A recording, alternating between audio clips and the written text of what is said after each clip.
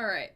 Before we actually get into silly stream shenanigans, I want to have a talk. No, no one's in trouble. So, some of you who are in the Discord will have seen an announcement from me earlier saying that there was a thing that happened in Colorado Springs early this morning. And I am flabbergasted by how little coverage there is of this. Like, granted, my Twitter is strictly like, y'all, Deck Art Games community, Detroit Become Human, all of my online friends are on my Twitter. Nothing. I only have like maybe one or two IRLs on there, but granted, it's mostly like fandom shit. My Facebook, however, like my personal Facebook is on there. And there's like absolutely nothing. Nothing. The only reason I heard about it was because someone from the community like was posting about it in like a smaller server, because she posted about it on Twitter, and then one of my former mentors, kind of like, she was one of my professors, then like she became one of my internship supervisors, posted about it as well. Nothing else. I'm like shocked that like there's no media coverage at all. And like I know there's like people believe that like, oh, we shouldn't give like a lot of attention about these things for the sake of, we don't want to like seem like we're glorifying the crimes or what's happening, or like give the face to the name, or like something of that rhetoric. But at the same time, it's like there's nothing. There's not a drop of news about it. And I'm like, why not? I'm just so floored and flat. I am just like, I've been kind of expecting something all day. I've been expecting like to hear like a few like, oh wow, like this is so tragic, like people on my Facebook like would be advocating for like, we need stricter gun laws, we need to do XYZ in our legislation to make sure this doesn't happen again. There's nothing. Absolutely nothing. And it's just like, it's not irritating me, but it's irritating me. And I'm like, because like when the Pulse nightclub event happened, I was in high school. I was a senior in high school. I was just finishing high school to be exact, because it took place in June. I was literally days away from graduating. I didn't quite understand in high school. I was also bi-curious. I did not fully accept the label of bisexual at that point. It wasn't until 3 years later where I fully came to terms that I was a little gay. A little bit. So, like, I didn't fully understand, like, yes, I had a lot of friends in high school who were part of the LGBTQ plus community. I mean, my best friend in high school was trans. And now that I am older, I'm wiser, I now understand better, the world and being queer myself now. Sorry, 18-year-old me, you are queer. I just I don't get it. I don't understand. And, like, if like, I mean, I was LGBTQ light. I was, like, an ally plus, I think. I was, like, ally maybe. Hey, Ben. You're coming in, we're having a discussion about, like, an event that happened this morning, and that is not getting very much coverage, and I'm being very vague for the sake of Twitter being rude, and also for the sake of, like, trigger warning talk, perhaps. But welcome. It's good to see you. Don't want to say this, but straight people get shot equals coverage. LGBTQ plus gets shot and nothing, and people wonder why we're so loud to get our voices heard. Yeah. It's just, like, I understand, like, not wanting to, like, glorify the things, but, like, this shit keeps happening, and, like, Why aren't we talking about it? Why isn't there a conversation happening?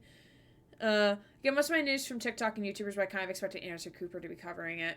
Yeah, I mean, like, I don't really watch, I don't really watch news. I don't have a TV. So I mainly get news from, like, Facebook or from, like, friends. And, like, for someone outside of the US to tell me of what's happening in my country before I hear about it from, like, my peers who live here, just feels like, that feels wrong? Twitter being rude? No, never. I meant Twitch. Did I say Twitter? I meant Twitch. That happens. Everyone kind of looks over at Diaz like, are you okay? It's like, no, we're not okay. We're not okay. They only covered it for a day or two. I mean, like, granted, I was 2016, I was getting ready to graduate high school and having a crisis. I am Pam, but, like, a rainbow rat in honor for those injured and loss of lives. Of course. Always. Thank you for requesting it. So, if I hear any more news, we'll do, like, a thing about it, like a charity stream during this next week. But I just need to get that off my chest, because I've been, I've been awake since, like, 6:30 this morning, and, like, then Susie made me laugh my ass off, and that woke me up. So I did not go back to sleep after waking up at 6:30. So, like, this has been, like, on my mind for the last, like, 12 hours, and it's just, like, I just need to talk about it. And, like, oh, hi, yes, you, Susie, yes, you. I just, like, and, like, this is a safe space, and, like, or like, at least I try to make it a safe space. And thanks for telling us. I honestly would never know thanks to this stupid fucking news. You get my news from weird sources. I get from a person who sits on her desk. I love that, though. That's good. That's good quality content. It was an accident. It wasn't accidental funny, but it made me wheeze. It made me wheeze so hard. It made me physically get up, and then I was like, okay, it's cold. I'm putting the covers back over me. If it wasn't that cold, I probably would have gotten out of bed at, like, 6:45 in the morning. That's how you get Greg out of bed. You just make them laugh really hard. That's the key to getting me out of bed and everything. By the way, I didn't put those are for 2 news sources, and my news sources, both of them have degrees in journalism. That's fair. Made me wheeze when you pointed it out to me, and then I skimmed over everything again. Ryland crack lore coming to you soon. It's just too good. It's too good. But after having that conversation about before 7 a.m. That's how, when I have to take a shower in the morning before work, I am out of bed by 6:40. I have to be in the car on the way to work at 7:25 if I want to get there by 8:30. To make sure I don't hit traffic. Man, I love to wheeze today. I mean, we're gonna play Citizen Sleeper. We're also gonna open some Pokemon cards, because I have 2 boxes. I have this one here, and then I have one on the floor that we have to open. And I did see an Eggy Redeem add Cracklore to the Rylord command. We'll work on it. There's I also want to do, like, a Nines command, as, like, you get sage advice from Nines, but it's, like, some, like, ridiculous shit, or some shit.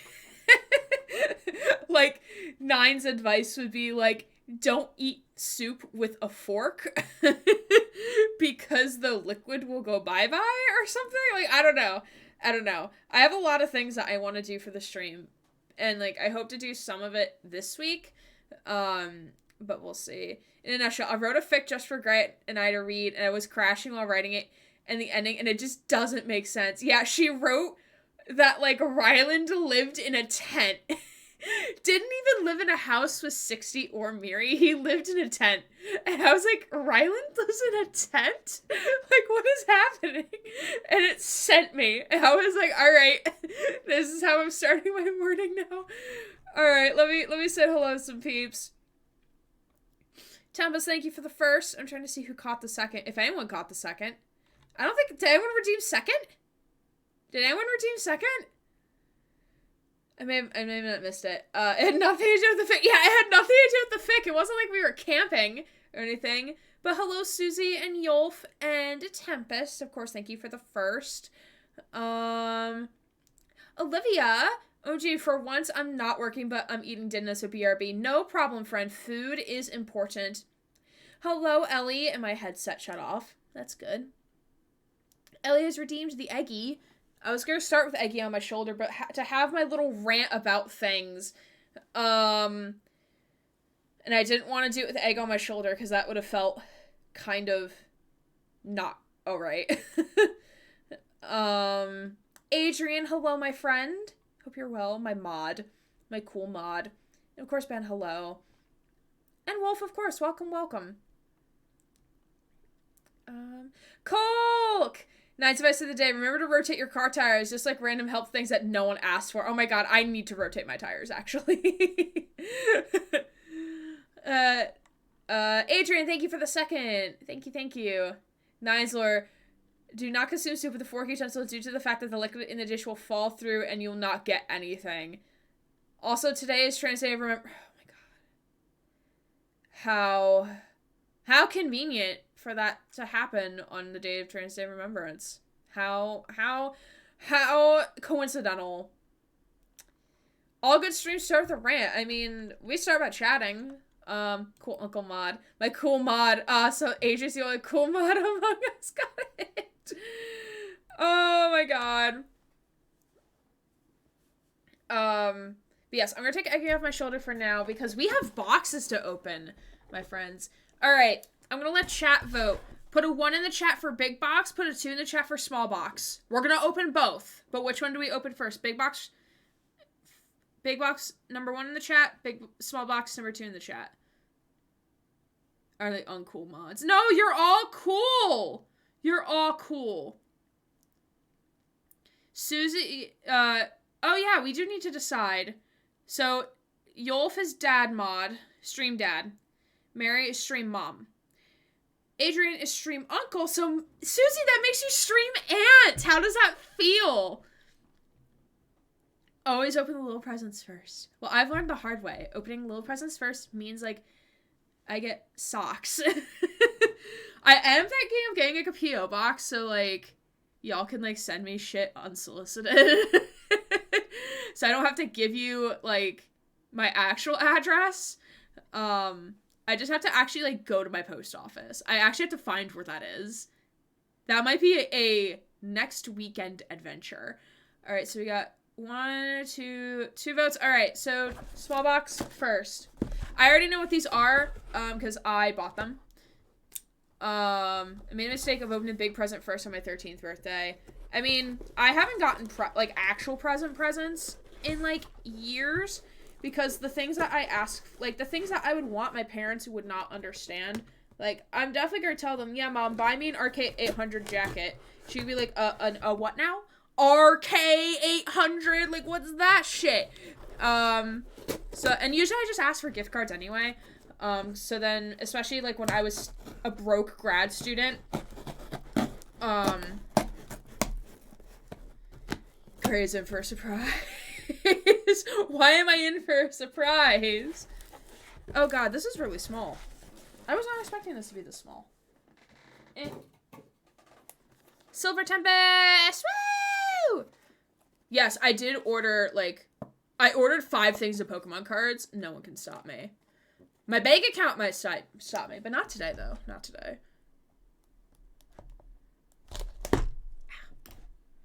Nothing's broken, I promise. RK800! So this is a booster box of 6. Wait, we're gonna do the things. We're gonna do the things. Can we do the things? Come on. Oh, wait. That's why I can't do the things. Haha. Do the things? Oh no. Do the things! Oh, it's because you're stuck.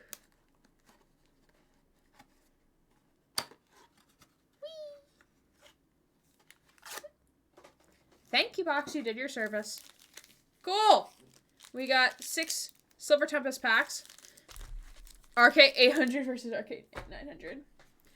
I opened the box to see the fucking PS4 and the rest of the gifts were like a little trinkets. I still love them, but after getting a PS, they sadly did not compare. That is fair. I mean, granted, the parental unit in that situation should have been like, open that last. Because, like, my mom would have always been like, no, don't open that yet. Wait for that gift later when, like, it was, like, a bigger gift or something like that.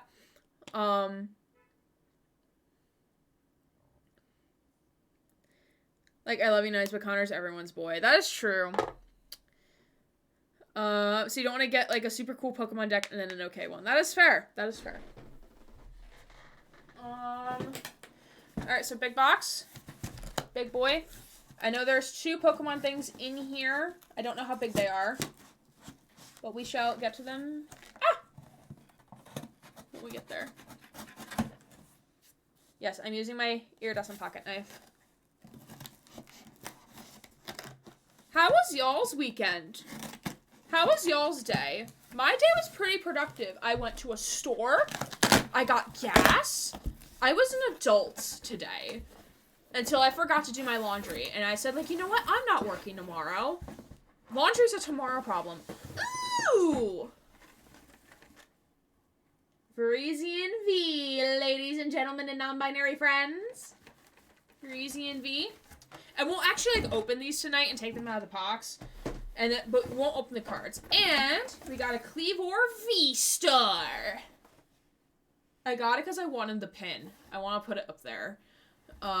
Too much chili. Ooh. I mean, I will gladly take some chili. I love chili. Ooh, Fancy Night, thank you. I got it, back when I was dating. It's an iridescent pocket knife with a seatbelt cutter and a thing to break the glass of a car. So in case if your car sinks, you need to get out. It's a multi-purpose pocket knife. I got it when my ex and I, his family went up to, is that the knife? You mean, I mean, this could be Ryland's knife. This could be Ryland's pocket knife. I really love this pocket knife. I need to, like, figure out why it doesn't, like, fully, like, stick into place. But yeah, it's my only pocket knife, but I love it. So my ex and I, when we were dating, his family's cousin had a vacation house up in a gated community up in the Poconos in Pennsylvania. And we went up there for a week, and one of the days we went and took an afternoon trip to Wilkes-Barre. And we were walking around and they had a knife shop, and I'm like, you know what? Like, having a pocket knife is going to be really helpful for, like, doing band camps or band stuff, generally speaking, because I was working student staff. So I got a pocket knife, and I've had it ever since, and I really, really like it. We're opening the Kleavor box first, so I'm going to have trash all over the place.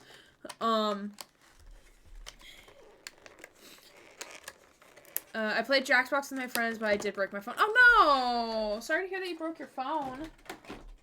Alright, we're gonna get these boys out first. I promise we will play Citizen Sleeper at some point. Remember the neighbor boy got one of those since he was trained to become a fireman EMT. Ah, got it. Alright, so I'm gonna put this over here. So here is Kleavor V.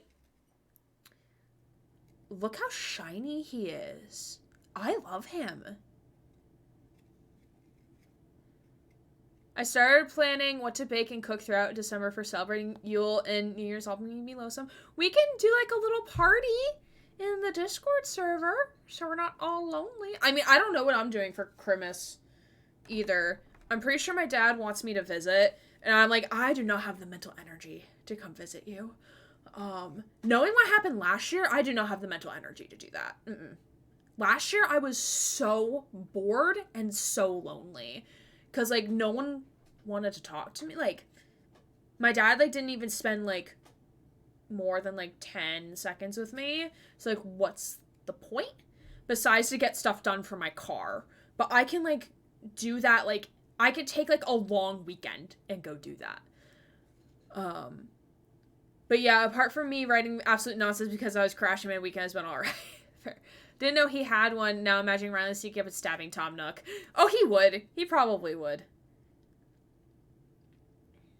I would imagine Ryland is pretty non-violent. Unless if a game calls him to be violent. Like, if he's playing, like, Watch Dogs where you have to kill people in certain scenes. Like, I'm pretty sure you can play Watch Dogs without being violent, with the exception of the few canon things that you have to do in the game. And we get a cool coin. I love how the coins are ginormous now. I really need to figure out a way to, like, show off my coins without, like, gluing them to something. Because I really want to put them somewhere. Alright, so that's that. Boop. Oh, that. Boop. And then we have a giant V-Star card, which I will put on my wall. Are they magnetic? They're not magnetic. They're just plastic. I always wanted a butterfly knife. Aren't those illegal in the United States? I thought butterfly knives were illegal. Look at that big boy! Yes, I have them, like, all on my wall. I wonder if I can show y'all. Bear with us here. I'm gonna see if I can show y'all. See, like, in my little doorway into this office is, like, they're all on my wall. Some of them I don't actually have the actual card they're for, because I bought them off of somebody, but most of them, like, I've accrued myself. Oh god, my camera crooked. Camera, stop it. Hey Aaron, hey chat, want to say hi, but I'll have to sleep. Have a nice stream. Mystery, thank you for stopping by. We appreciate you.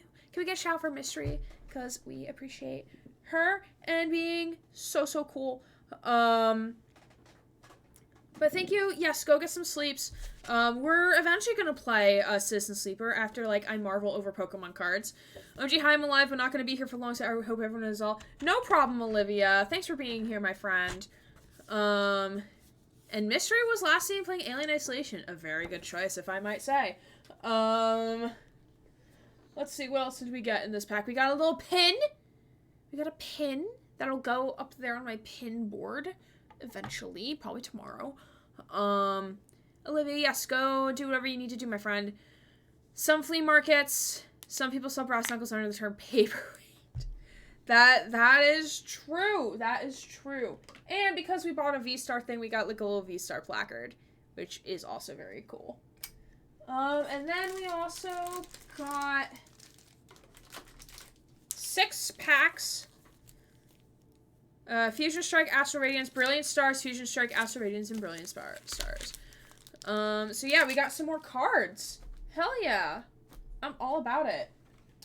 Ooh, and we have one more box to open, my friends. And then we shall go on to... We will go on to Greater Heights. So this is the Virizion V box. Come on. Okay, y'all, I'm verbalizing what I'm doing tomorrow, so y'all can hold me accountable tomorrow when I start streaming Cult of the Lamb. You can be like, Ray, did you do the things? I'm gonna be like, yeah, chat, I totally did the things, because I said I was gonna do the things. We got 6 packs. I wish I had a 6-pack, because that means I would be closer to looking like the gender I wish to look at like, which is Twink Boy. I feel like Ryland as my OC is gonna make me have another gender awakening, and I'm kind of in denial about it. Alright, first, we'll start with our Virizion V card. Look at her. We love her. She's absolutely beautiful. I mean, say to be honest, that's fair. Look at... Are you two the same size?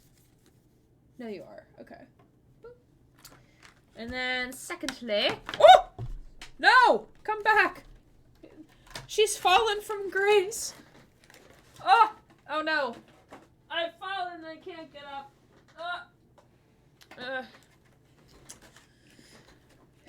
Nice, this is a 9-pack and I refuse to elaborate. Not because Detroit Become Human in general is helpful in the gender area, but also, yeah, I'm also in denial. Valid. So valid. Type a 1 in the chat if you are also going through a gender crisis at all times.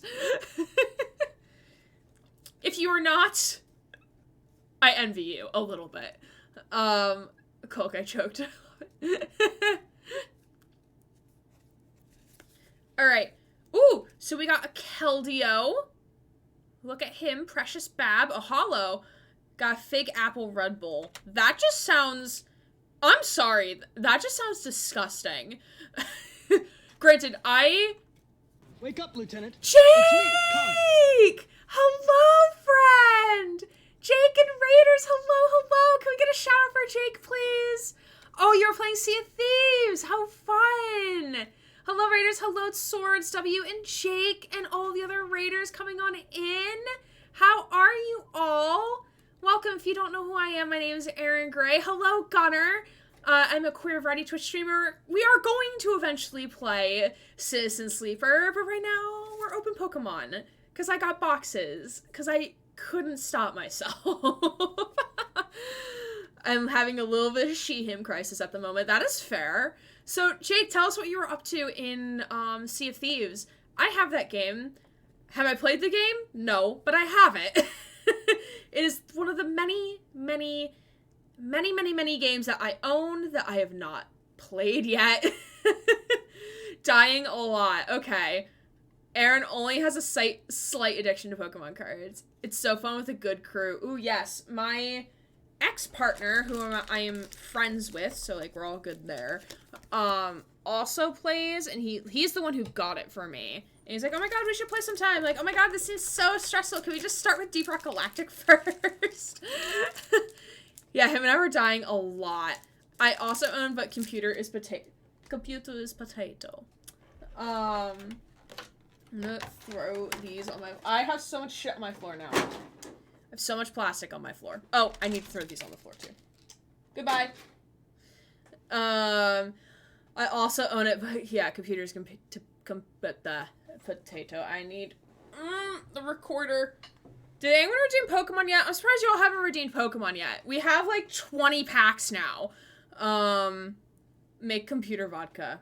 Alright, so we got a Hot Cross Buns redeemed. This is what I do with my music degree, everybody. Just in case you're wondering, this is what I do with my music degree.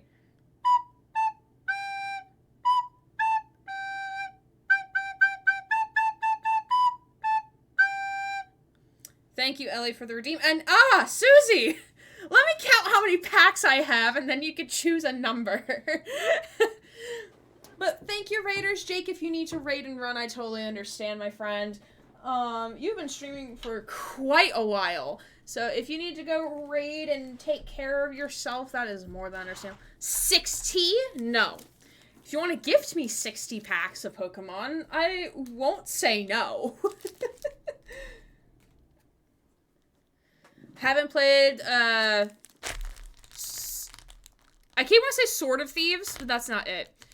Sea of Thieves in a while. I'm tempted to do so at some point. We got 1, 2, 3, 4, 5, 6, 7, 8, 9, 10, 11, 12, 13, 14, 15, 16, 17, 18, 19, 20, 21, 22.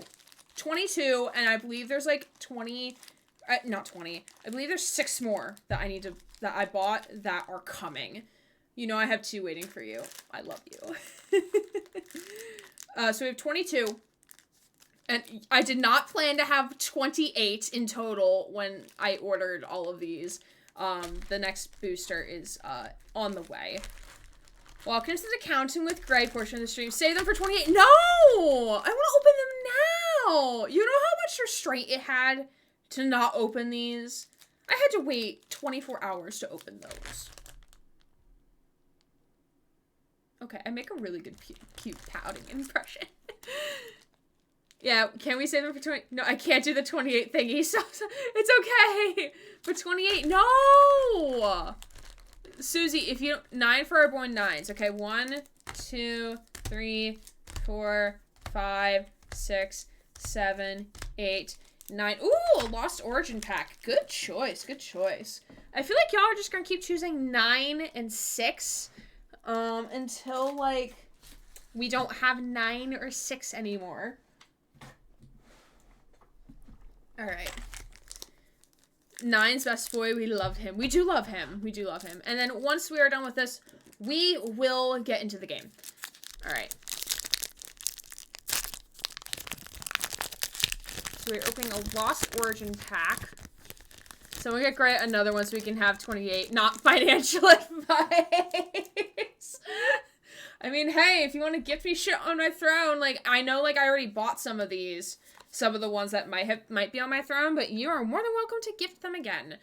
Damn, I should have done 6 for Daddy, 6T. It's okay. Now is your time to guess the energy. Okay, now I'm heading out. Thank you so much for streaming tonight. Much love, everyone. Thanks, Olivia. Thanks for hanging out. Much love to you as well, my friend. Fire, grass, electric. Any other guesses? I haven't looked at it. I would like to guess a fighting type. My second guess would be steel. Fighting by default. What? Oh, it's nice to see, like, y'all always have, like, specific things. Psychic! This is the one no one guessed. This was the type no one guessed. Was psychic. Alright. Gets a bottle. We have an Ambipom. Alright. Abomasnow. Love Abomasnow.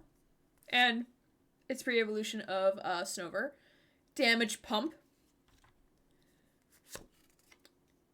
A Mawile. Shellos, a baby. Cute little baby. A Binnacle. A Porygon. This one I don't have yet. This I don't have yet. So that's definitely a new card. For me, at least. Alright. Ducklet. This was really cute art. This was really cute. So I zoned out. I swear I heard sandwich. No! No sandwiches here. No sandwiches here. Alright, we're on our final 2. Ooh, an Electros. A reverse hollow Electros. I see something shiny. Oh! Y'all, we see shiny. We see shiny. We see shiny shit. Oh, man. What's the typing? What's the typing? Ooh, it's an electric. It's an electric. Okay. Magnolia Sims! I heard there were sandwiches. Hello, we're about to reveal what is the shiny behind the card. Oh my god, oh my god. There's my electric. Yes, these are your electric babies, Adrian. But Magnolia, so thank you for being back for 4 months. I will eventually have, like, a random thing on my stream deck where it plays, like, a random, a thing that I set for it to play to, like, celebrate y'all. But that's gonna be a thing in coming soon. Magnezone V-Star. I think I got this in the online game, but not in person. Oh my god. It's so shiny. It's so shiny. You chose very well, Susie. You chose very well. Thank you, Susie. Thank you, thank you. I have to, like, sort all of my cards I got recently. Holy fuck. Queer word of the day. Okay, yeah. And then we'll do queer word, and then we'll actually jump into the game, because it's been, like, a half hour. I forgot something. Oh no, what did you do? Adrian, should I be scared? I feel like I should be. Just a little bit. Ah, shit. All right. So queer word of the day. I am okay. I'm gonna be a little. I mean, no. 1 sec. Okay. So we got queer word of the day. If you don't know what queer word of the day is, you're about to learn. We promise it's harmless. So we have this cool little book. No things on this page. And then we do a big old thwap. Ooh, okay. This one's an interesting one. Not to say that none of them are interesting. They all are interesting. The queer word of today is gender bend. It is a verb for to go against or bend expected gender norms physically, behaviorally, or otherwise. The term gender fuck can also be used. Related to gender bender, which is a noun. Because when I retire, Adrian! Boo, spooky ghost, be very afraid. Oh, thank you, Adrian, for being here for 15 months. Oh, that feels so long. It's a year and a third. Thank you for being here, friend. We appreciate you. We love our mods. We very much love our mods. Hold on. Wait a second. We very much love our mods. And Susie, I need to add your list to the mods.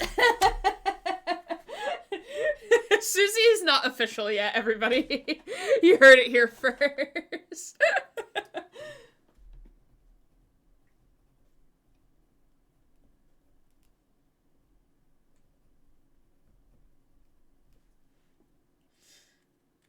Oop, we need to update that one. Yes, we do. Oopsies.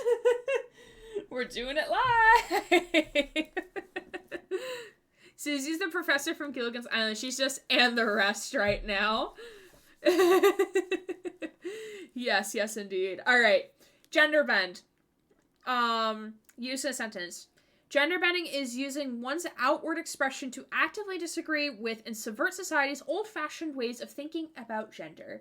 Walmart info think to embrace masculinity, femininity, androgyny, blurring the lines between man and woman. So thank you, Susie, for the queer word of the day. Let's maybe jump into this game. Maybe. I don't know. Alright, friends. Game is currently loading. But we left off, like, once we get into the game, I'll start picking up the pieces on where we left off. I'm really hoping tonight will be the last night, because the goal will be, Red Dead is going to kind of go on the back burner for now, because I kind of want to finish, I want to kind of, not necessarily plow through, but I want to get through a lot of, Pokemon, because, like, I really want to play it in my downtime, and, like, I can't. Not that I can't. I can, but it's really difficult not to. Or, like, it's really difficult to going around, like, trying to play around the story beats, because I don't know where the story beats are. And I don't want to, like, I don't want y'all missing anything. So I'm really hoping Citizen Sleeper will be our last, this will be our last night of Citizen Sleeper. And I can stream longer tonight because I don't have work tomorrow, so we might do that for a little bit. So we'll try to take breaks, like, periodically. It's like, I'll try to do it at the top of the hour. Which actually poses a really good question that I would like to ask all of you. It was something I considered. Let me first,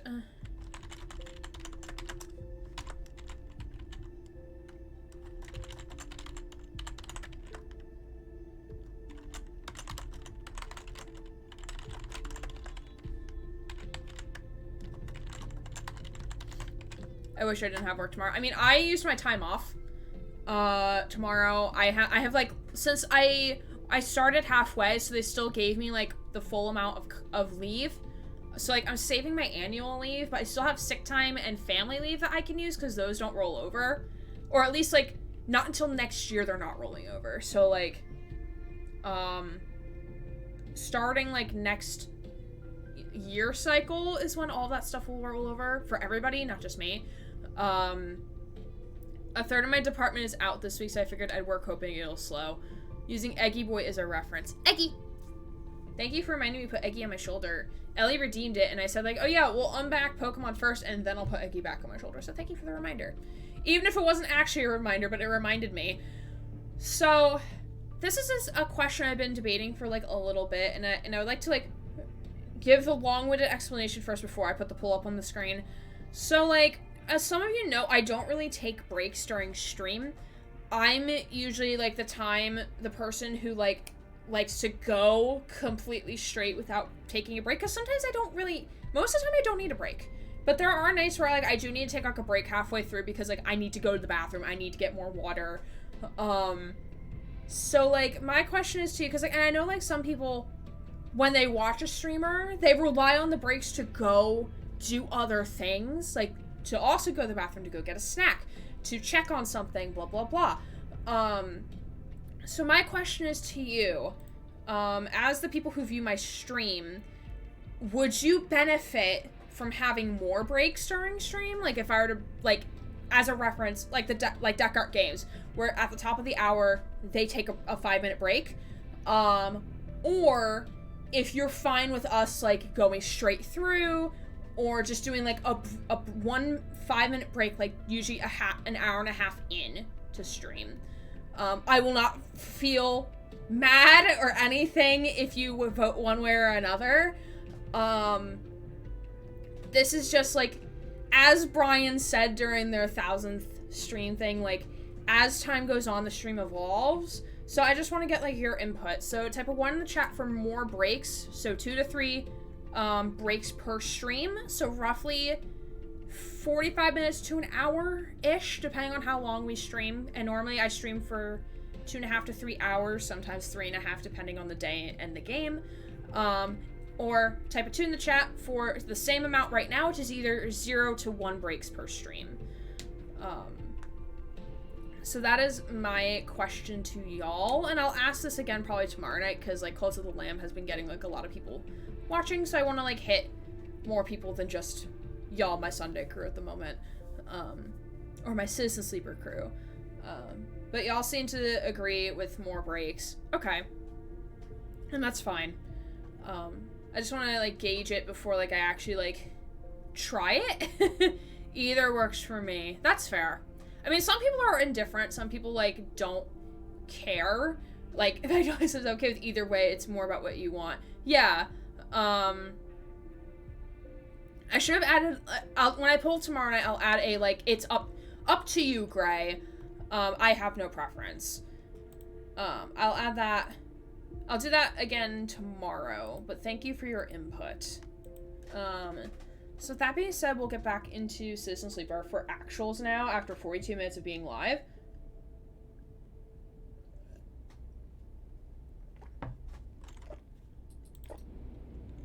Okay. Let's assess what we need to do. Okay. So, what happened last stream? Ah, yes, we need to talk to Fang, because Fang is now like, alright, let's do a hacky hack. We're gonna do big old hacky hack. We got access to all of the, Flotilla stuff, which is episode 2 of the DLC, the free DLC to the game. Hashtag not sponsored, but I wouldn't be mad if they sponsored me, because I really do enjoy this game. And this game is actually a Game Award nominee in, like, I think, like, 1 category, so if you want to go vote for them in Game Awards, feel free to do so. Hacky boy. Yeah, just take me across the room. I don't know why we have to do this every time. Okay, and we confronted... Still support Study the Flux, which is Peak's thing, and then win a side rail ticket. Okay. I'm sure bits and pieces will come back to me as we continue playing.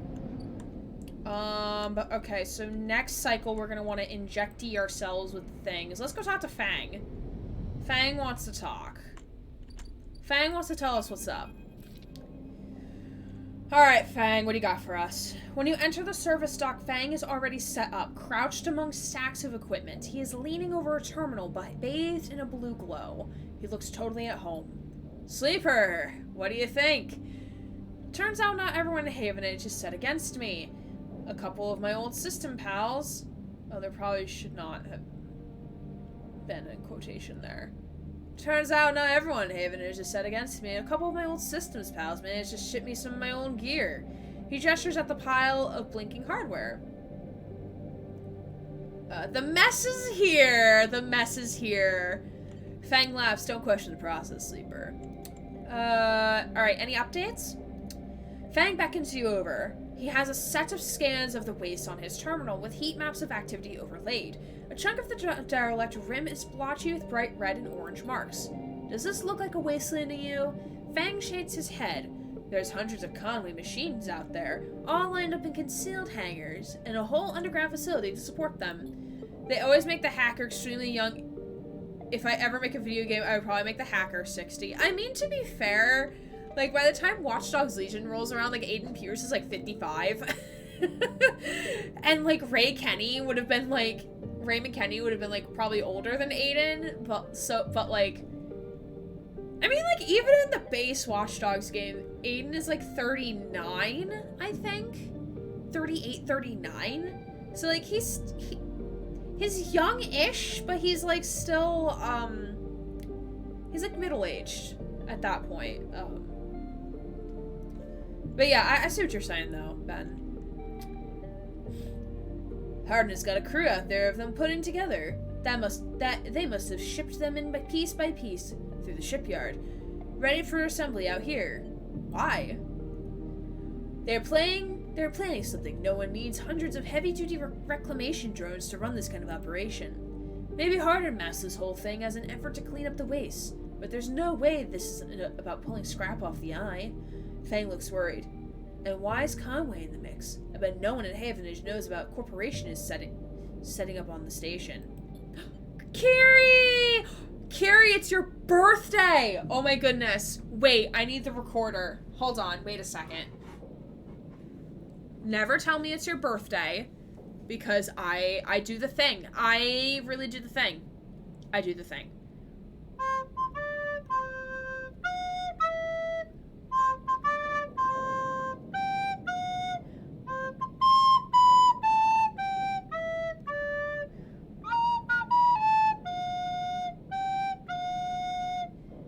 Happy birthday, Kiri! Hope it's a good one. And I believe you're 21 now, because you were drinking some vodka and orange juice earlier. Please correct me if I'm wrong. If you want to. You are not legally obligated to, like, tell me your age. But happy birthday to you from us here at the Hackerette and to you. Hopefully it was a very good one. Feel free to share if you had any good moments today of your birthday. We would love to enjoy it with you. Thank you for being here, friend. Much love. I am 21. Yay! I remember for my 21st birthday, my friend was like, do you want to go drink? And I'm like, no. We have like 3 weeks till the end of the semester. I am not drinking. No. Because I'm born in April. So, like, we were nearing the end of the semester. I'm like, hell no, I'm not drinking. A screwdriver, good choice. I think it was vodka and orange juice that you were drinking. I think I remember that, because I remember you saying, like, oh yeah, because I'm legally old enough to drink this now. I don't think I had my first actual alcoholic beverage until I turned 22. Not to say that drinking at your age is bad, but, like, me, like, I had no interest. So... But happy birthday. Happy birthday. Wishing you all the love. Eggy will also wish you a wonderful happy birthday. Mwah. I don't think I remember my 21st. Do you remember the 20th night of September? My 21st birthday, I was working for a band in New York City. Ooh, that's for that Magnolia lore? We'd love to see it. Bart found it out. It was my birthday and gave me a drink for free, saying, hey, here, drink this. All I know it was cranberry juice. Oh, okay. Very cool. My 18th toe, amazing. Oh yeah, because the legal age in the UK is 18, correct? And not 21? Magnolia lore command when? Sooner or later, we're all gonna need our own lore books, I feel like. Definitely the best moment was watching Amelia open up my cat B-Day card. It was a very cool card. Yes, I used to work for a band. This is this is Magnolia lore. I love that. Still do their social media today. Oh, that's so cool. That's so cool. Yeah, I think gonna need a lore channel in the Discord at this rate. Member lore? Like community? We're gonna need community lore, I feel like. Yeah, I also remember, so like, when I was in the band in high school, every 2 years we would go on a trip, during spring break. Those trips would alternate every other year based on like, so every 4 years it was the same trip, but every 2 years we went on a trip. So we would do a Disney trip to Orlando, and then like, let's say like in 2020 we did a Disney trip. In 2022 we would do a Europe trip, and then in 2024 we would go back to doing Disney, and then it would rotate. So in my freshman year, the band trip was to go to Austria and perform and like see the sights and everything. I did not go because that was a lot of money, and I was like, I don't want to go alone to a foreign country on my own, like with the band not even 15-year-old. I was still 14 at the time during spring break. I was like, no, not about that life. No thanks. And it was also very, very expensive. And I was still like highly competing in martial arts at the time, so I was like, nah. Yeah, that's intimidating at that age. Yeah. And especially because my mom would have wanted to go with me because I was like 14. Okay. So here's the thing though. So the legal age to drink in Austria and what's the other country they went to? Hungary? No, not Hungary. Austria and another country they went to. I don't think it was Italy. Like, Austria and something. Don't remember. And the legal age over there is 18. So technically our seniors in high school who were 18 could legally drink in Europe. So a group of them got in trouble for it because technically it's a school-sanctioned field trip for the we're a United States school-sanctioned field trip essentially. So they technically weren't allowed to drink, and they still drank. And like the front ensemble instructor also drank with them and got in trouble and was no longer allowed to tech for our school. And I think that the seniors who got caught weren't allowed to walk at graduation either. I believe the drinking age in France is like 4. I think it's younger when you have like parental supervision. Because like I remember learning about that in French class. Because it's part of the culture. Like especially like wine when you drink cheese. Like that's heavily part of the culture in France. It's just what they do. So I think like certain like, I think in France it's like a certain age, like as long as you are drinking with parental supervision. I mean, that's what Will Smith's son did. They visited the UK for his 18th and he ordered a beer and Will Smith was like, what? He's pretty sure the France just get born with a glass of wine in their hands. They pop out of the womb with a baguette and a wine glass. But Carrie, thank you for joining us. Hopefully we can help make your day end on a good note, my friend. Alright. They aren't stupid either. These scans are the best info I can get. The wastes are cut off from the eye's cloud of networks, and the greenway's in a total dark zone. No data can come in or out. I can try. No use. You need to enter the cloud. And there's no cloud to speak of. He turns and winks. That's why I'm going to pay them a visit. How? You forget. Havenage come in and out of there all cycle. I should be able to get in, as long as no one I know sees me. He grimaces playfully. And one of those cheese platters. Oh god, this is what happens when I talk a lot.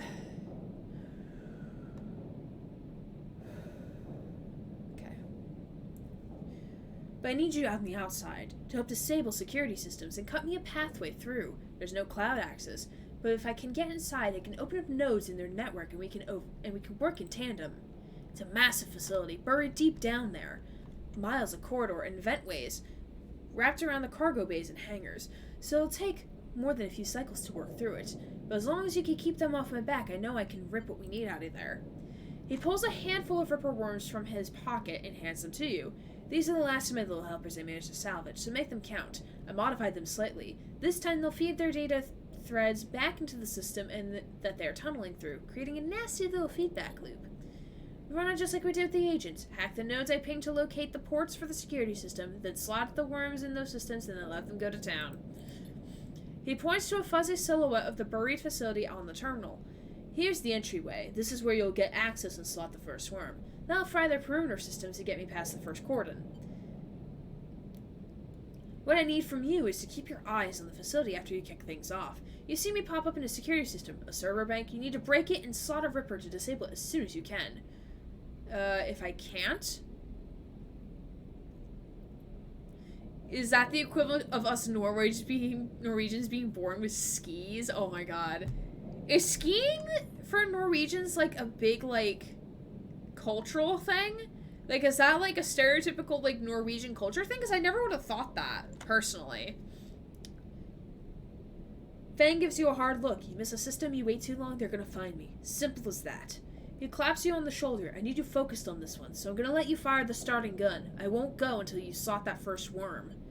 I'll leave a tracker running on the terminal here, so come back here if you want to see my progress. He affectionately pats the top of the screen. This seems risky. Risky? This is audacious, at least.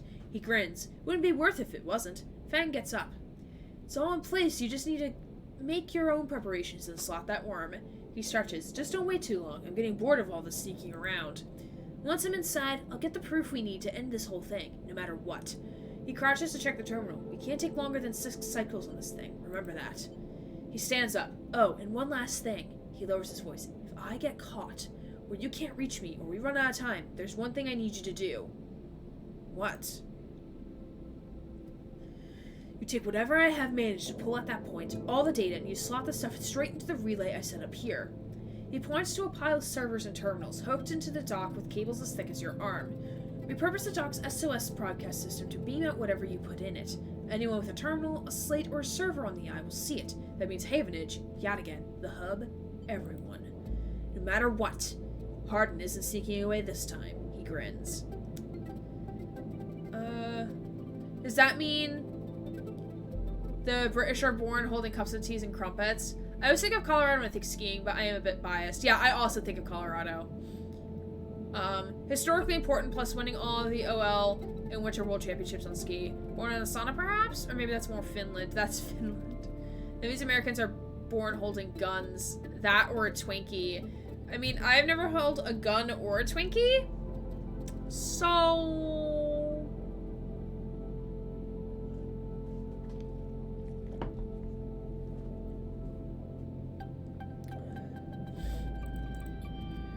I've got a bit more to do here, but the moment you slot that first one, I'll make my move. He gives you a parting smile and turns back to the terminal. The nerves hit you as you make your way out of the service dock, time to prepare yourself. Yikes, too soon. You never had a Twinkie? Damn, I envy you. Twinkies taste interesting. Okay. So what am I supposed to do about this? Oh, so that's the Conway access. Okay, so I wonder, can I do that now? I meant to backspace that.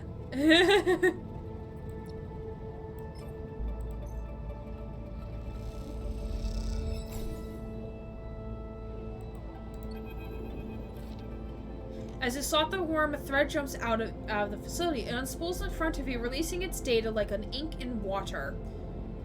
The brain isn't working tonight, y'all. That's alright, that's alright. I mean, it wasn't working last night either when you wrote that Ryland lived in a fucking tent.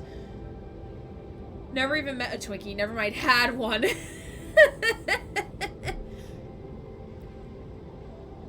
Why is the UK's Fanta Piss yellow while ours is concerningly orange? A tent? Yeah, Susie was a bit tired last night when she wrote some fic regarding, and it wasn't like the 10 wasn't even fucking related to it. It was just, it was crack fic at that point. It was so funny. Yeah, why is yours radioactive? Why is yours piss yellow?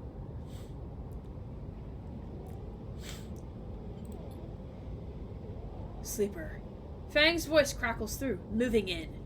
Nodes, then ports, a word of interference, slot the worms. Timer starts now. Stay safe.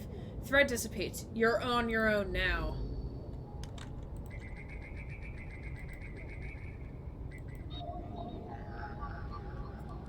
Alright, match the input.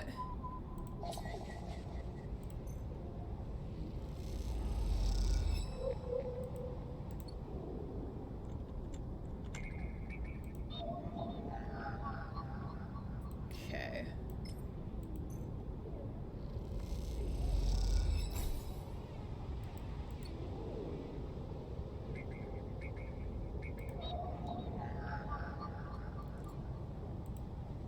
Oh god, we can't do that one. Okay, can we do this one? Dang, we can't. Fuck. Fuck, we can't do either of them. Ah. Dang.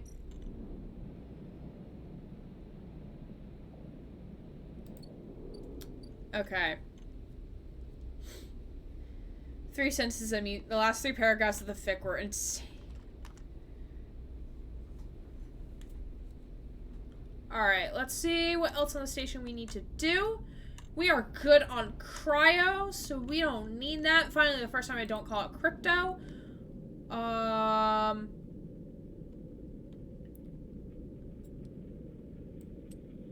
let's make ourselves useful. Let's see, what's this one? Okay, we want low rolls on that one. Let's see. That's Peak's progress. What is this? Hearth survival. We need to help with that.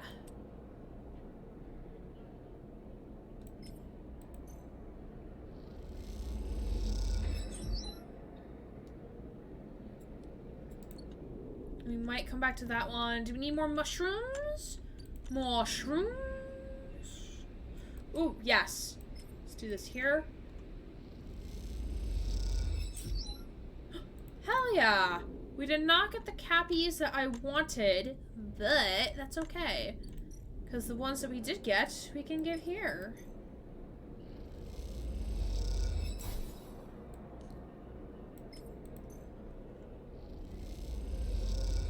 Nice catch in the Metacham, friends. Alright, let's go. We need to eat food. That's what we need. We need food.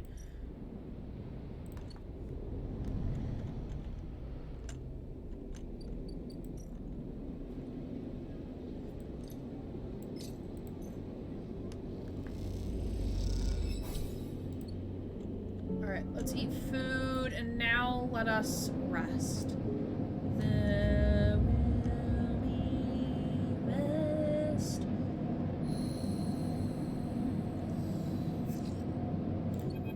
God, we have some shit rolls. Moritz! Hey, buddy! What's up, my guy? Sleeper. Long time. Moritz is smiling at you when you leave, clearly happy to see you again. Moritz, good to see you. Same. He rubs his hands on his jacket. Have you been? Working hard. I bet. He grins. Well, you are always welcome to hang at the bay if you want. He glances around. Actually, that's what I'm here about. I know Bliss said she didn't want to take any more big jobs, but she changed her mind or something. He grins. Because we now have something looking for a refit of their ship in our bay. You would not believe it. They want their entire ship disarmed, cutting out defense arrays, weapon lockers, ship-to-ship countermeasures, the whole lot. He leans in. We'll be able to start an arms dealership with all the hardware we'll have up in there when we're done. He laughs. Anyway, it's a massive job and we need some hands. Bliss said to go get you. So come on up. Bliss is waiting on you to accept the job. He pauses. It'll be good to have you up there again. He grins. Like old times. Oh, cool! Oh, look, it's all light here now. Well, in that section it was. Alright, so we'll go up there. First, let's go see if we can help, Fang. Because we're on a time crunch with Fang. With Fang's mission. Ooh, we can use this too. Let's bypass. Let's bypass this. Wait. Extract data.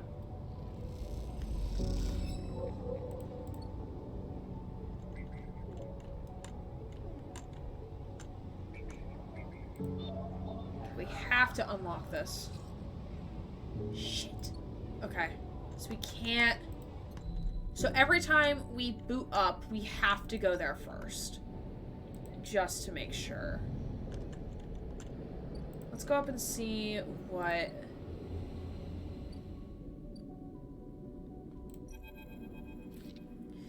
When you enter the bay, it is weirdly quiet. Moritz must be out on some kind of errand, and maybe Bliss is prepping the kit. Ankita! Oh! It's you! It's the sleeper killer, isn't it? Hello! Friend or foe? We don't know. Sleeper. Ankita is drifting out one side of the bay. You missed her completely when you came in. The idea of not seeing Ankita when you entered a room would have seemed unlikely for you several cycles ago, but seeing her without her armor she seems smaller, less imposing. Oh yeah, she's not wearing her armor now. She's pretty. She's cute. Look at her little bandage. Oh shit, hi! Look at her little bandage on her face. She's a cutie. Cutie. Even though she killed our sleeper friend. She killed our sleeper bestie. What are you doing here? I was about to ask you the same thing. She kicks off from the wall and comes a little closer. So what is this? She asks. Come to avenge Ashton or his sleeper? Just looking for another payout. Her anger is familiar, but quieter than before. Restrained. I don't want to fight. Then why are you here? She looks away, and you can tell her anger isn't directed at you in particular. It radiates off her like fire. Bliss! We love Bliss. We love her. You better get ready to sign. She comes a shout from the bay entrance. Because I've got my best repair tech coming up here especially, and they are going to...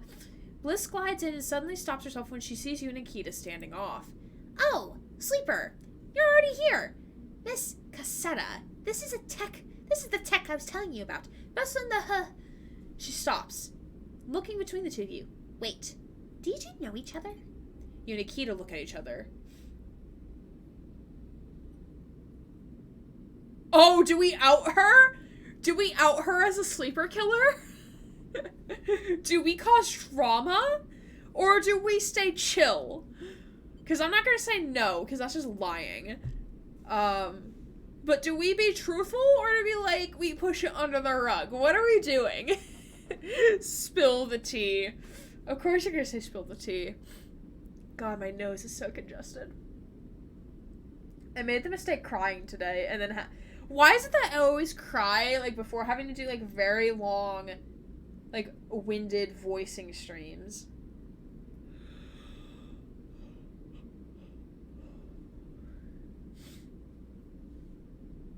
Also, if you see me touching my chin or my jaw or picking at it, please yell at me. Politely yell at me to stop. Because I have so much acne under here. Y'all probably can't see it, but I have so much acne under there. And I've been trying to get rid of it for months, and I have not been able to. Depends on how much you like the character, I guess. I mean, Ankita, I don't really care for her. Alright. Sleeper! Bliss pulls you aside. She's a merc! Bliss whispers, I assume she's a killer, but I need to land this job. She pulls you back to Ankita. Bliss produces a slate. Now, Miss Cassetta, if you'd like to sign our damage waiver here, we can start on the decommissioning. She looks at you. My tech here is eager to get started, as am I. Ankita scrawls her signature across the slate. Thank you. Bliss pauses. And everything is okay with the special payment terms we discussed. She gives Ankita a strange smile. All fine, says Ankita, giving you another hard look. Then she kicks off and drifts to the entrance. I'll be in the gimbal, she says. And leaves. Special payment terms? She looks over her glasses at you. Look, Sleeper, there's something I have to tell you. She glances around again. What is she so nervous about? This isn't exactly a typical job. Miss Ankita. She gives you a knowing look. Doesn't have the chits to pay us, so we made a special agreement, she sighs. I'm leaving. Leaving? Keep it down. I haven't told Moritz yet. She looks down. Just wait to break it to him. Don't you tell him either. She stares hard at you. I'll tell him when I'm ready. And I don't want him to get worried about Ankita's history. He can be very protective. You should tell him. Bestie, you should tell him. Look, all I care is that she is heading for the starboard belt. She looks out of the bay. That's where I'm headed. She turns back to face you. Also, I wanted to ask. She stops. Unsure. I would like if you would like to come with us. I can't. She interrupts before you answer. I know things have been hard for you on the Eye, and you've helped me so much. I asked Ankita if she'd carry 2 of us, and she said yes. Moritz will take over the bay anyway, although if you stay, you are welcome to help him run it. I just thought... She sighs. You might be in need of a fresh start as much as I am. She turns away nervously. This is my fresh start, bestie! This is my fresh start! Bestie Bliss, what are you talking about? Fresh start. James, hey! How are you? I hope you're doing well. I'm sorry you didn't stream today, but I understand why after like digging through it and seeing all of the shit all over my Twitter feed. Like, I totally get it. And I'm glad you're taking the appropriate steps as needed. But you're always welcome here, friend. Hope you're doing well. We're just playing some Citizen Sleeper. We did pull some Pokemon cards. Let me pull them so you can see them and bask in their glory, because they're pretty dope.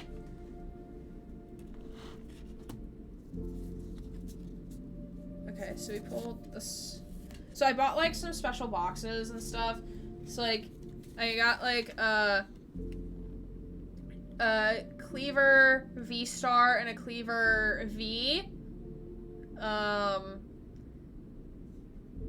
They're very shiny. They're very shiny. And so these came in a box. And then this I pulled from a pack of Magnezone V-Star. Could be feeling better. I wanted to pop off with my Scottish brain with insults, but yeah, I'm just glad everyone who's in the team is still connected right now. Good. Sakars, thanks! Yeah, I'm glad you're doing what you need to do and you're not, like... I'm glad you're doing what you need to do. Yeah.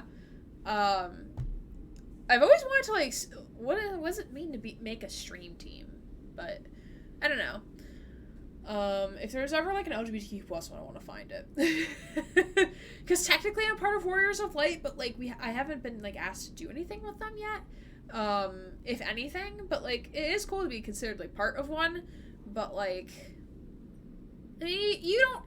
James, you're cool enough. You don't need a stream team. You're, like, a good streamer. You're a great streamer. Speaking of, if you're not following James, you should really give James a follow. He's got a very heavy Scottish accent. But that's just part of his charm, and it's wonderful. And we appreciate him so, so much. I have a congested accent right now. One thing I've learned is my opinion went from angry to enraged hearing every new detail that's cropped. I don't blame you. I do not blame you at all, James. I would be too if I was in your shoes, to be completely fair. I mean, earlier, like at the start of the stream, like I ranted about something because I just needed to say something that was on my brain. So like, yeah, like you have a really good community, and I know like the people who are there for you will stay no matter what. Oh, thank you so much. I'm glad I met you. I'm glad I met you too. It's so like, just like reminiscing, like we met back in like January, February, like when Hover was like popping off, and now Hover's like dead. But like we met on that, and like I would not have met you if it wasn't for that. So like it's so funny how the universe works sometimes, and we're glad to have you here, James. And giving you big hugs, giving James the hugs. the hand holding, we hand hold here. Lysol included. But thanks for stopping by, my friend. You're welcome to stick around for a little bit. Even if you have no idea. Gosh, you make me cry. No, James! No, James, don't cry. No, please! That's not part of my job description. Stop it! Oh, God. I'm a chain reaction crier, but only when I see other people crying. Like... Most of the time. Like, I'm so worried that, like, a student's gonna come into my office and start crying, and then I'm gonna start crying with them, and they're gonna be like, Gray, why are you crying with me? It's like, 'cause I feel sympathy. I can't not. Mod provided tissues, passes tissues. Yes. If everyone needs a hug, take a hug. Oh, shield on, hell yeah. I won't mention anymore. How's the game, Aaron? Okay, I'm a sympathetic crier too. I mean, I just call her a chain reaction crier because, like, sometimes it doesn't hit where I don't cry, but, like, sometimes it does. And, like, I don't even have to know what's going on. Like, I will just cry with them. Like, I'm like, all right, we're just gonna cry now. I see you crying, I'm gonna cry too. Why not? Pretty sure there's some pent-up emotion there that needs to come out anyway.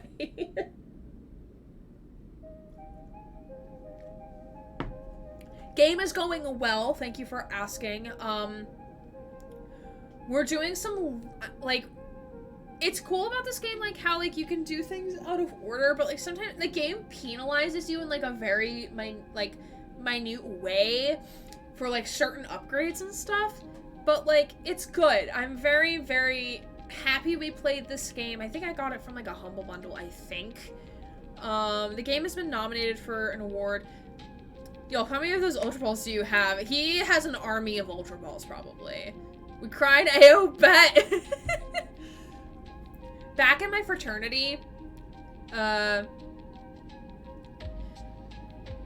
lovely to hear. I've been grinding Terra Raids way too much today. Yeah, I wish I could play off stream, but I'm, like, so hesitant to. We might have to throw in some, like, late morning streams, like, just 2 hours of us just, like, running around in the open fields, just so I can, like, do some grinding in the game. I bet them packs intent always, in order to get a Premier Ball as extra. Oh, that's fair. That's fair, Ulf. Taking advantage of the system. Beautiful, amazing. Terra Raids are fun. Susie, you need to add me as a friend on Switch. Granted, I've never had a reason to give out my Switch code before, because, like, I never had, like, the internet capacity to do so. Or, like, can do online things, so now I can because Susie is my mom, in a way. Susie's the parental unit, even though for stream, she is mom. Or, no, Susie's not mom. Susie's stream aunt. I'll do that with you if you want running raids and that if I'm able to. Yeah, no problem. I'll put in the Discord server some point, sometime, somewhere. I'll put my, friend code on Switch. And then if you see me online, even if I'm streaming, they just be like, hey, wanna do a Terra Raid? And I'll be like, probably, sure, why not?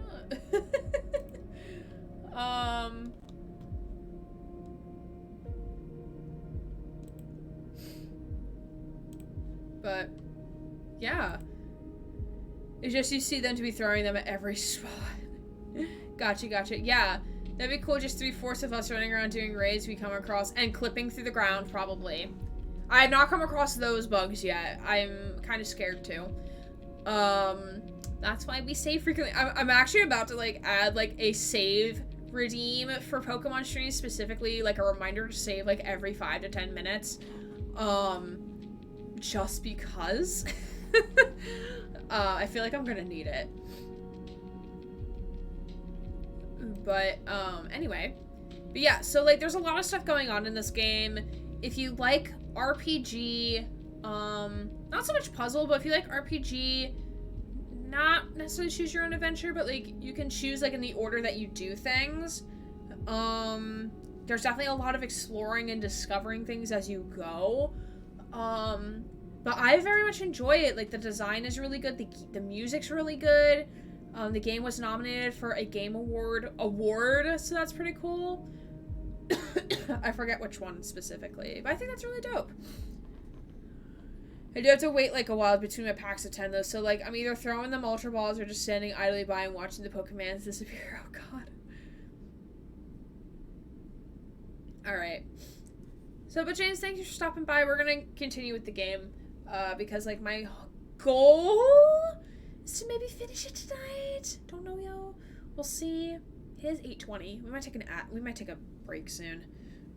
She turns away nervously. Think about it anyway. The berth is there. We've got to finish the job first anyway. And with that, she kicks away and heads to the racks before you can offer an answer. Moments later, Moritz enters with a new cutting torch for the disarming of the ambergris that we spent all of that time rebuilding at the start of the game. The Starward Belt. You push your thoughts to the back of your mind. Time to get to work. Alright, so this... Okay, let's first descend to Rim. Let's go check on what's going on over here, over yonder, across the gap. Oh, not always, but was 80% of what it is. Yeah, it's a solid catch. Look at you flexing. Look at you flexing. We're gonna harvest.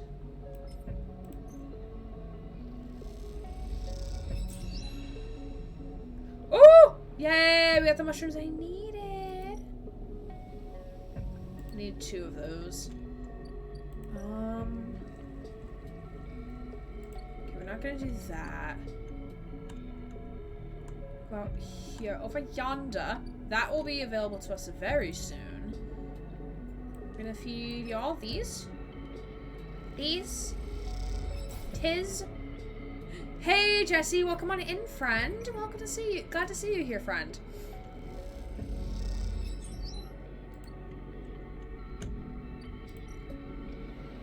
Alright, and let's do this.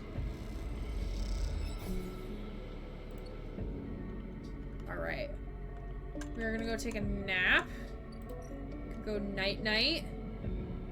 First, we're gonna take a pill. Then we're gonna go night-night. Good night. Sleep tight. Don't let the big bugs bite.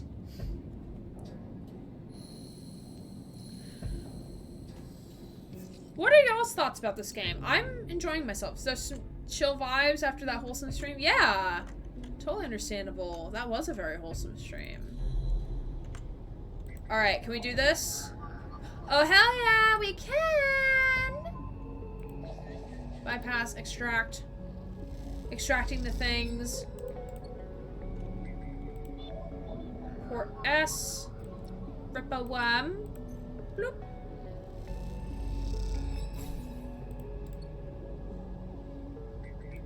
More things. Alright, we're gonna take the lower ones.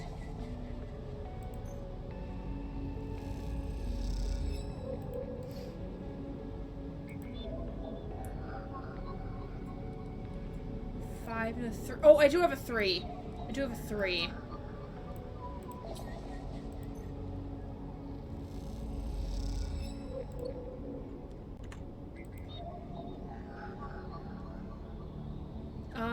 And then a 6.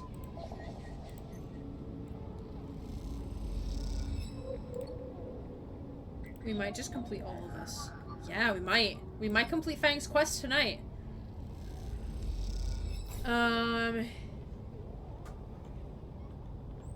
That I swear sometimes the bot chooses Julf as the chosen one. If you are going to be done after this game, are you going to play TCG or Violet Scarlet? I really want to play TCG, but I have a feeling we're not going to get to it tonight. I think, like, tonight we're just going to be straight shotting this to the end. I don't think we'll have, like, in my normal stream time, like, I don't think so. But we'll see, we'll see. A thread from the facility cuts through the cloud like a hairline of crack of light. That's it. The final layer of security broken. Somewhere buried in the depths of the station, Fang is in control. He is slicing into the camera control circuits and piping out the result. The thread flickers and unravels into an image, a scene. 2 figures in a room, one sat, the other pacing. The pacing figure resolves into Hardin. The unmistakable superior posture, the shock of gray hair. Me. The second figure's features don't seem to resolve. They are vague, unformed. A problem with the data, perhaps. You look closer. Excuse me. Then you see it, the figure of a proxy. Perhaps you should have expected it from Conway.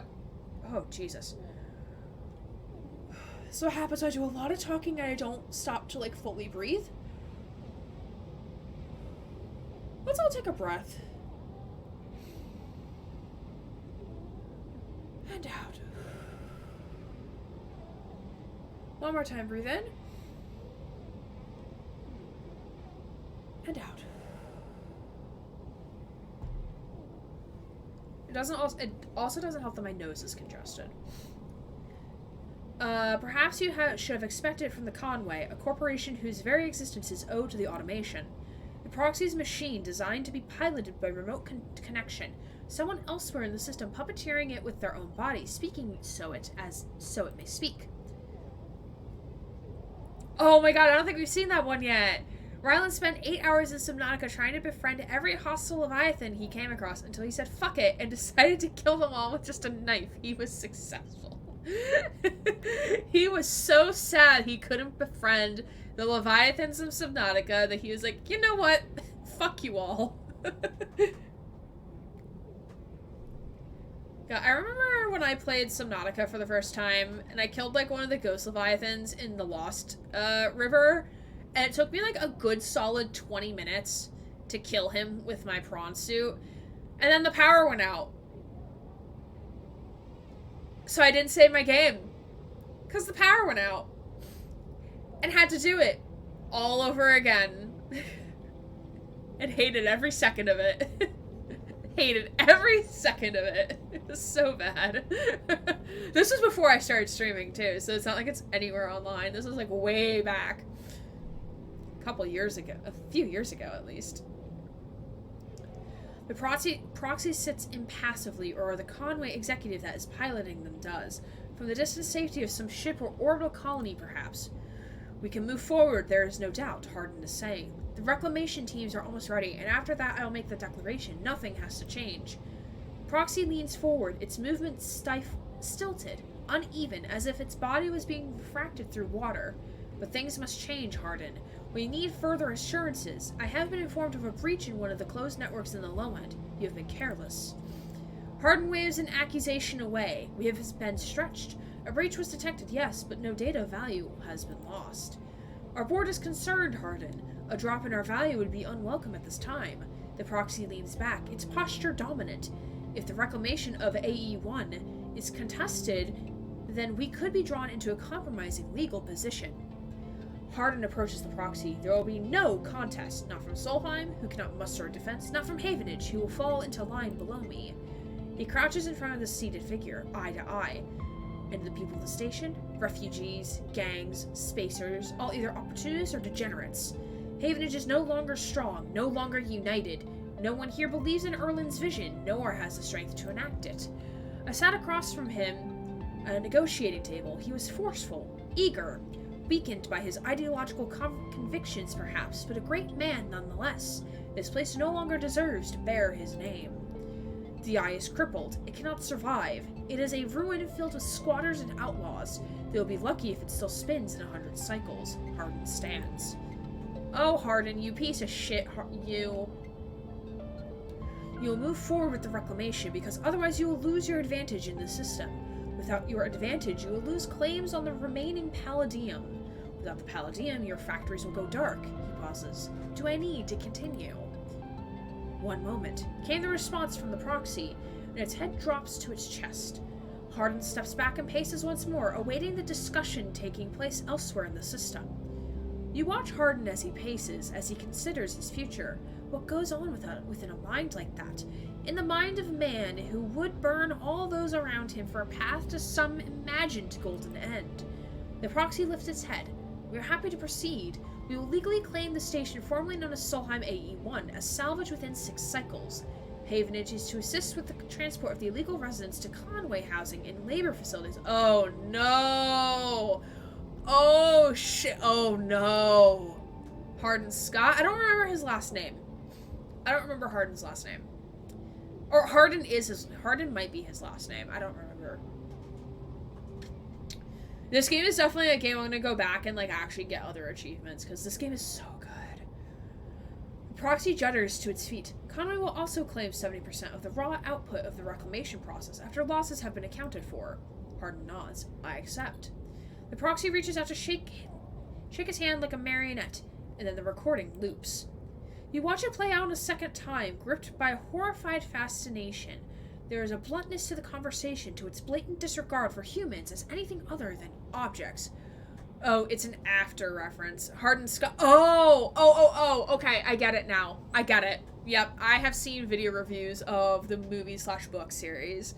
It is it's interesting.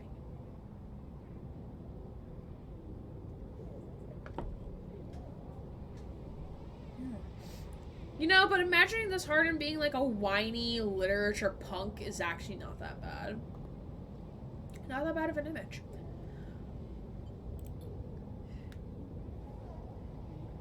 Things to be moved, to be used, to be fed into structures, crushed, and losses accounted for in the cells of tables, the margins of ledgers. You realize now that you are no different than anyone else on his station in the eyes of the people in that room and those like them. Each body here can be recast as a piece of property, a tool, an expense, an acceptable loss. In one moment they can be named a citizen, celebrated, protected, and in another the very idea of citizenship can be used against them. This is what it means to live in proximity to a system like this. No longer, not while the eye spins. You gather the recording, pack it into the polygon of purest light. Then you drift down into the service docks like a falling leaf and find the relay. It only takes a second to place that polygon of data, the recording, into the relay system Fang prepared. Then you watch it as it bursts out, a web of threads, heading out into the black, to every networked device on the eye. Oh yeah! Blackmail time, baby! We love that here. Hell yeah. Well, not actually, but like in games we love it, not actually in real life. Let me make that clear. Don't actually blackmail people. That ain't cool. And you want to be cool here. All of you are cool. Unless if you blackmail or are a bigot, then you're not cool. Let them see what power makes of a man. Oh, hell yeah! Icebreaker! Achievement unlocked! Oh, nope, that's not what I wanted. Scroll back. Takes notes. Alright, so let's go. We get to talk to one of our they them friends! Yay! They them friend! Let's talk to our they them friend. Have you ever heard of Khan, Channel Sleeper? Peek asks as soon as you enter the bay, as if you were in the middle of a conversation. There are heavy circles under their eyes, and you aren't sure if they've moved since you last visited. The console they are working at seems to have grown too, shadowing their slight frame in a wealth of screens and wires.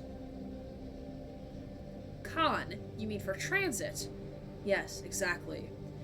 Peek turns to face you. Kilmani's active negation, the name of the effect used to transport trillions of tons of materials from the Surga systems to the core. You might have heard of it in your physics classes. Excuse me. Oh, are you raging because you didn't catch it, Spot Jesse? Sorry, friend. I am so sorry that you did not catch it. PCG hates me. Don't say that. It's gonna hate you more. At XPR, they hammered the principles into us as kids. Khan. Peek recites the definition as if in a classroom. A process of collapsing spatial casualty along the Eleusidian distance between 2 points by negating mass simultaneously at both ends of a geodesic curve. They, them, friend, I'm gonna need that in English, please. I don't understand a lick of what you just said. Does anyone else understand that? Because I did not. Wish you could trade with specific people. I give you mine to you. That's fair. Essentially, Khan channels allow for the near instantaneous transport of raw materials between systems. They require huge volumes of energy, of course, and decades of construction. But once a Khan channel is established, it opens up a system of infinite exploitation. Brain empty, so nope. Head empty, no thoughts, much like Fuecoco. Fuecoco, my beloved. We love him. Little fire croc apple boy, my beloved. The backbone of surrogacy is what XPR called them. Peak shakes their head. They might not be able to send anything more complex than a rock through them. Complex machines and people are, shall we say, reconfigured in the process. But for raw, molecularly pure materials... Peak flicks a hand. Whoosh. Where's this going, Peak? Fuecoco, a baby. I'm only like a little sad that Amelia did not pick Fuecoco. Only because like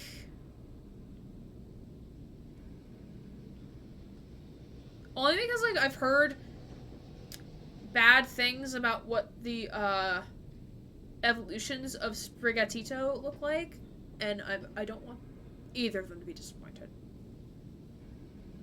Peak pauses. What I was trying to find out was whether the Hellion system, this system, ever had a con channel. Con channels are vastly expensive to build, to run. Not every Surga system has one. Many use fraction drive ships to transport their materials to the nearest hub, but Solheim... Peak smiles. Solheim... Oh, there's a spelling error there. Solheim spared no expense when they established this system. No way. Yup. Peak's eyes lit up. They shut it down before the collapse. They couldn't run the sender-receiver station anymore, but it was there. It still is, as far as I could tell, closely orbiting our star. Well, at least Kitty is cute for now. Fuecoco is the new Kirby. Love it. The evolutions are why. Why? In fact, Peak grins. They've been building to this. I'm sure it's there. Because one of the issues with con channels are the massive waves of exotic energy they can produce when cycling up. The flux. Exactly. Peak's face suddenly drops. Someone is starting up the channel. Why?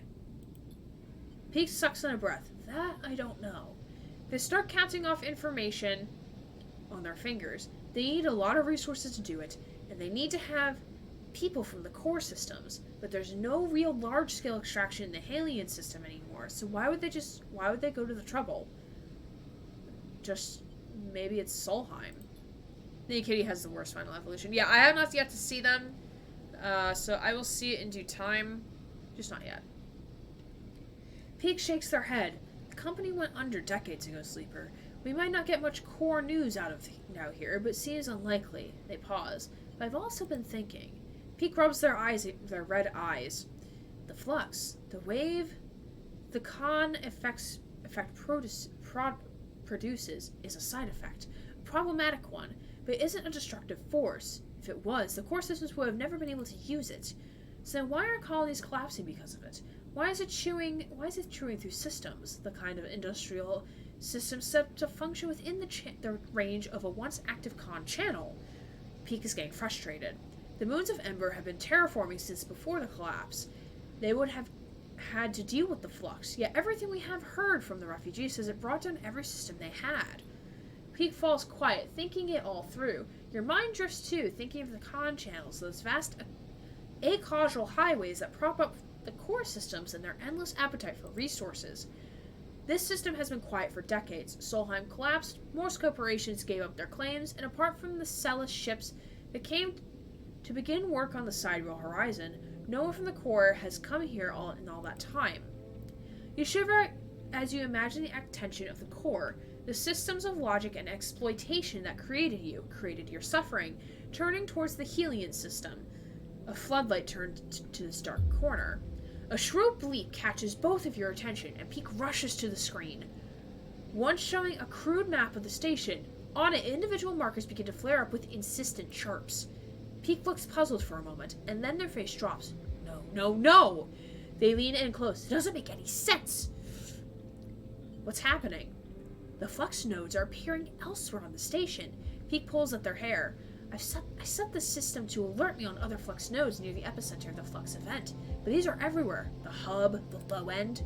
How can this happen? The only reason we saw flux nodes here is because it is the most rundown part of the station. They were barely shielded. But others appearing? So far after the event. Peak turns to you. You're going to need to get me the data from these nodes, and quickly. I'll keep looking at what I have here, but I need to know why they are popping up everywhere. When I can. Quickly, Sleeper. I mean it.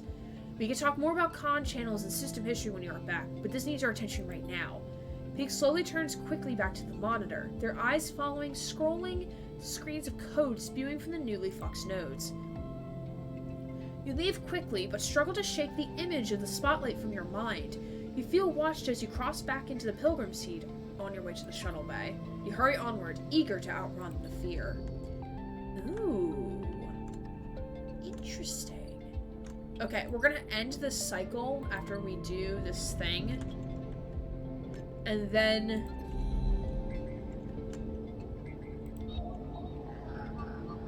Okay, I do not have the things... Oh wait, now do I? Nah, I just don't know. It's not high enough. Ooh, okay. Put this one. Yeah, it's not high enough. Okay.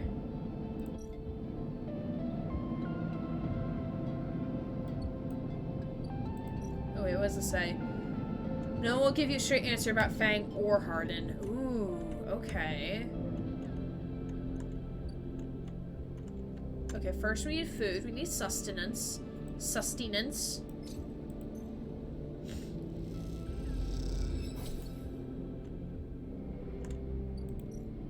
Okay, what we're gonna do is... we need to keep making... groove spore. We need to keep getting spores. Oh, hell yeah. I need 3 exactly. Yay, I have 3! Yay! We can start incubating shit. Yay! Hog! Okay.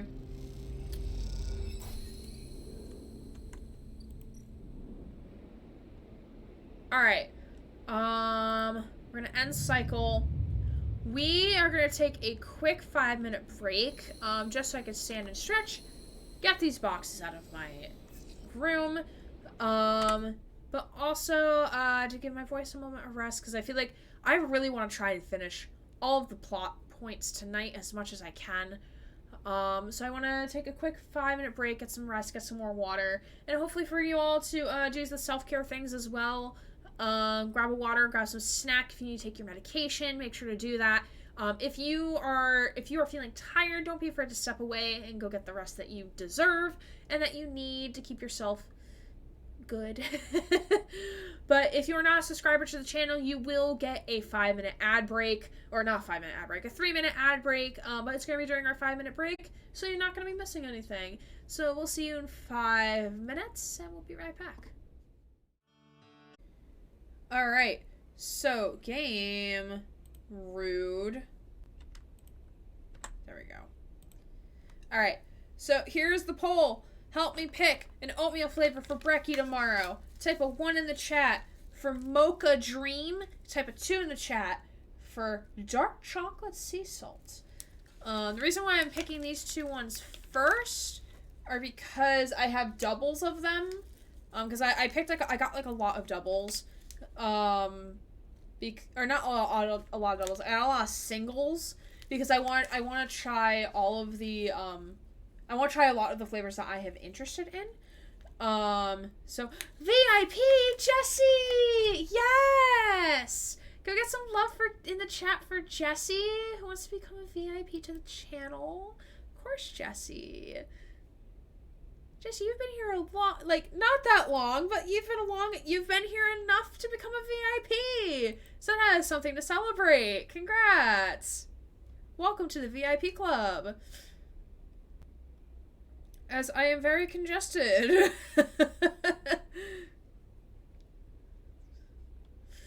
Alright, add new.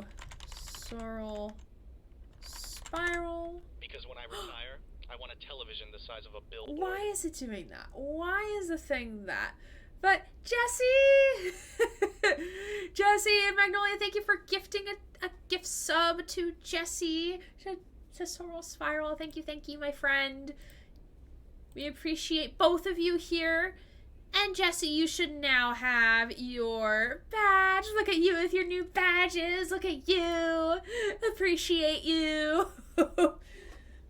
One more call for the poll. Look at that sweet diamond. Yes. One more call for the poll. One in the chat for Mocha Dream. 2 in the chat for Dark Chocolate Sea Salt as my oatmeal of choice tomorrow. And yes, I do have the cup with me. We'll pour it together right now on stream. I'll let it go for another minute. And if you are new here and if you do enjoy my content, feel free to drop a follow. You don't have to, but it is appreciated. Speaking of calls,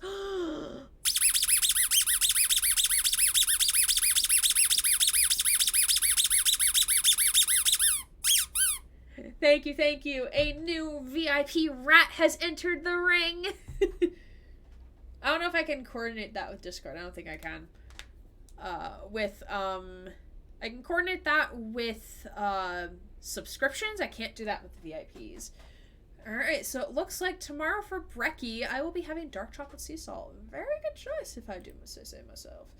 Alright, Mocha Dream, I'll probably have you later this week, probably. I'll probably need that on Thursday, to be quite honest. Alright. So, step 1. Oh, I can just put it in a bowl?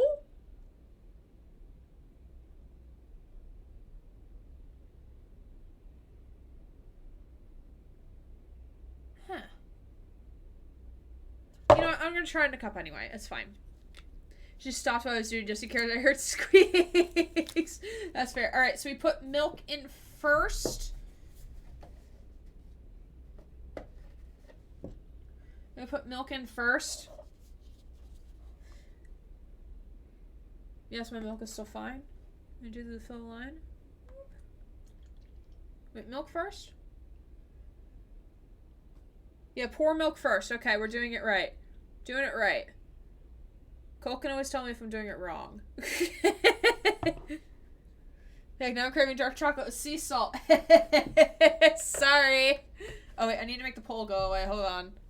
Cook it normally in a bowl, but if you want to shake it like overnight, then the bottle is easier. Yeah. That's what I figured. Let me hide the poll from the overlay. Got the salt, not the chocolate. I mean, I'm always salty about something. Let's be honest.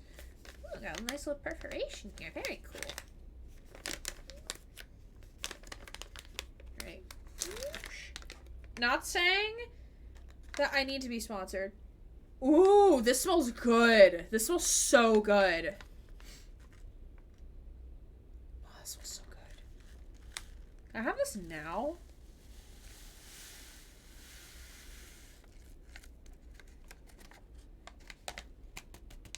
You cook, yeah. Doing as well as I normally am when I'm not stuck at work. Oh no, are you at work right now? Bestie, are you at work right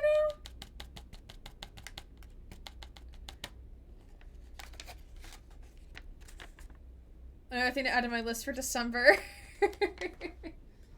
Wait, what are you adding to your list of things to make? Is that what you're adding to your list? Alright, we're gonna shake it. Wait, let me close the lid. I'm not at work, don't worry. Okay, okay. I was already be like, oh, find out if I just got a pack of assorted oatmeal flavors for breakfast. Ooh, what flavors did you get? I'm trying oats overnight because, like, even though I'm not at work this week, I want to see if, like, it keeps me hungry or it keeps me not hungry for, like, a longer period of time, and also, like, to make sure that,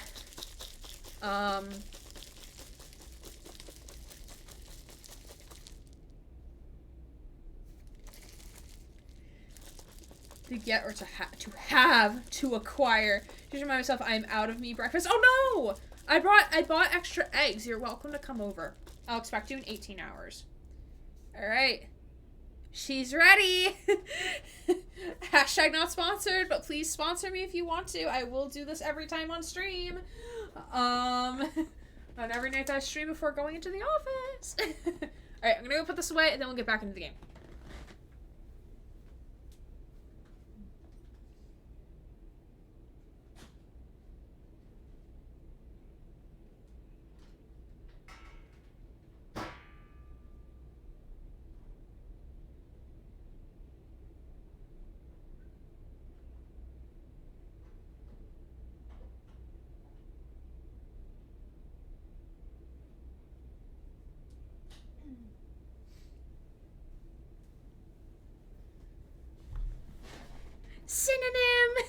Usually maple brown sugar and apple cinnamon. I don't know about the last one. Maybe regular. Ooh, maple brown sugar is really, really good. If you get like the Quaker oats oatmeal, very good. Very good flavor.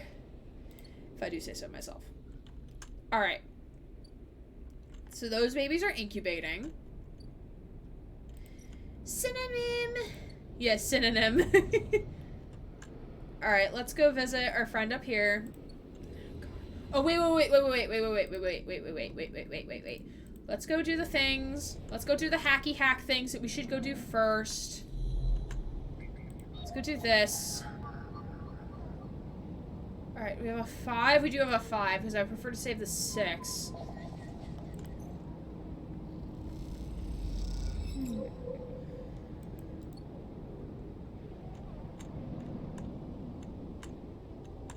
Okay, do we need both? Store brimmer probably might be as good. Yeah, I mean, yeah, I think any maple brown sugar is going to be good no matter what. Granted, it's just sugar at that point. That's why I'm trying overnight, because it also is supposed to have protein in it, too. Okay, how much of this data do you need? Oh, you need 3? Okay, okay, bestie. I'll go get you 3 of your little nodes if that makes you happy.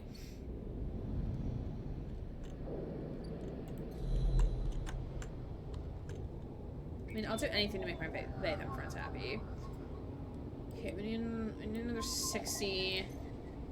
Should do oats, but plain oats is wallpaper paste, and I can't. That's fair. I mean, you can always get the flavors. I mean, I got chocolate oatmeal, and I got cookies and cream. The cookies and cream are very good. Cookies and cream are very, very good. Too lazy to add things into. I mean, you don't have to. I also found that I really much like, ooh. Here's the 3rd one. I found that Panera makes very good yogurt parfaits.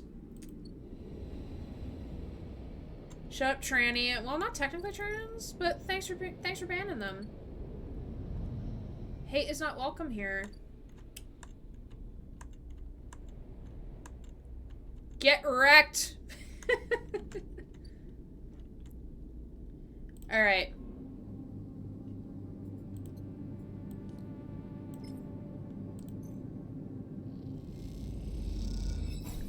Alright, are they them friend? Has all the data they need, and now we're going to talk to us in the Upside Down. Cool. Love it here. You watch as Peak works on the flux data, the nodes unfolding like flowers now. Does it show up on there? Oh no, it does not show up on there. Cool. You watch as the nodes unfolding like flowers now, giving to Peak's increasingly sophisticated decoding protocols. Who is honking outside my window? Don't appreciate that. Not at all. Seeing data like this as an image on the screen is almost unrecognizable representation to you. It is nothing like swimming among nodes and threads. Despite this, Peak has proven themselves to be more than able to handle these complex data structures, even though this limited representational paradigm. Me, I am honking. Susie! Should have told me sooner! Hate is always foolish, and love is always wise. The 12th Doctor. I think of that when you said that. Oh, I don't even know what you mean. Like, what did I say specifically? I don't remember. The bay door hisses, interrupting your flow of thoughts. You turn to see Esh entering. Esh! She looks up and meets your eye, but doesn't respond. Esh stalks into the bay, head down. She looks tired and not in a mood to talk. How's the weapon hunt? Peak asks without turning from their screen. Bailey! Hello, friend. How are you? Welcome on in.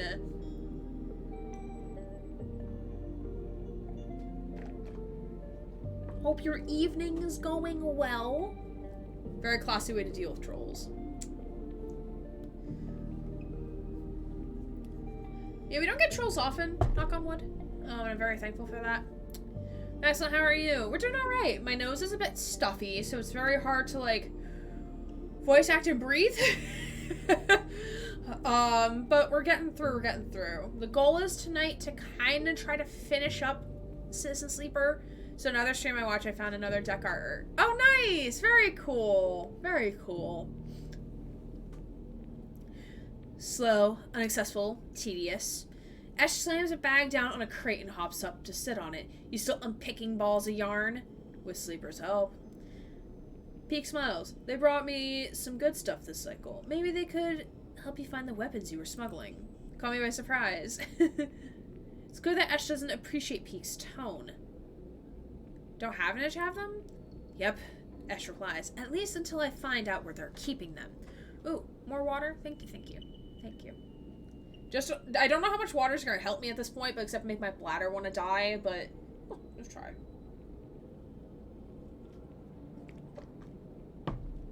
It's mostly the nose. It's mostly I'm congested from crying.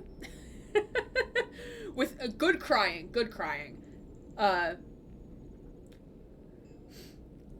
He kept complaining that there wasn't enough rats, and he said he couldn't pet them. Sometimes I forget what I put for Rylor. But anyways, I gotta get ready for bed. Good night, y'all. Night, Ellie. Thanks for just hanging out for a minute. We appreciate you just as much. Have a good sleep. Yeah.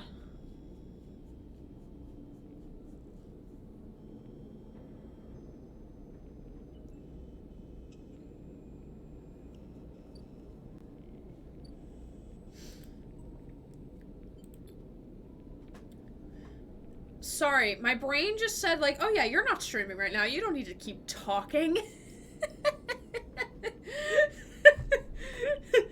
So the Pokecatch said, nah, not today. Yeah. Ash. Peek cuts in without looking away from the console. That's not a good idea. We love our they-them friend being, like, parental unit to Ash. Love that vibe. This was my mistake, Peek, and I'll fix it how I want. Ash folds her arms. Havenich just lost the coordinate. Equipping them with weapons is not something I want to have been responsible for. Maybe everyone else caught in right. Peek holds up a hand. Shh!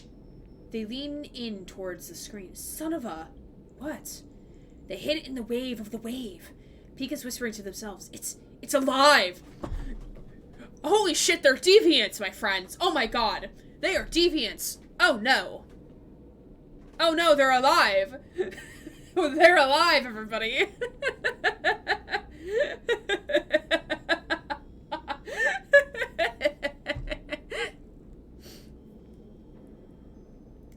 They lean back in their chair.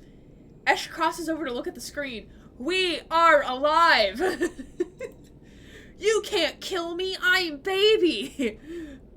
You can't kill me. I'm not alive. Someone should request Brian to do a voice message as Connor saying, you can't kill me, I'm baby. And then replace that voice line. Oh, shit. Oh, shit, they're deviant so well. Thank you, Susie, for the 50 cheer. Thank you. Someone should really request Brian to do a voice line as Connor. And as, like, you can't kill me, I'm baby. And then someone should, like, replace that in the scene with Connor in The Hostage in the first chapter of Detroit. That would be comical material right there.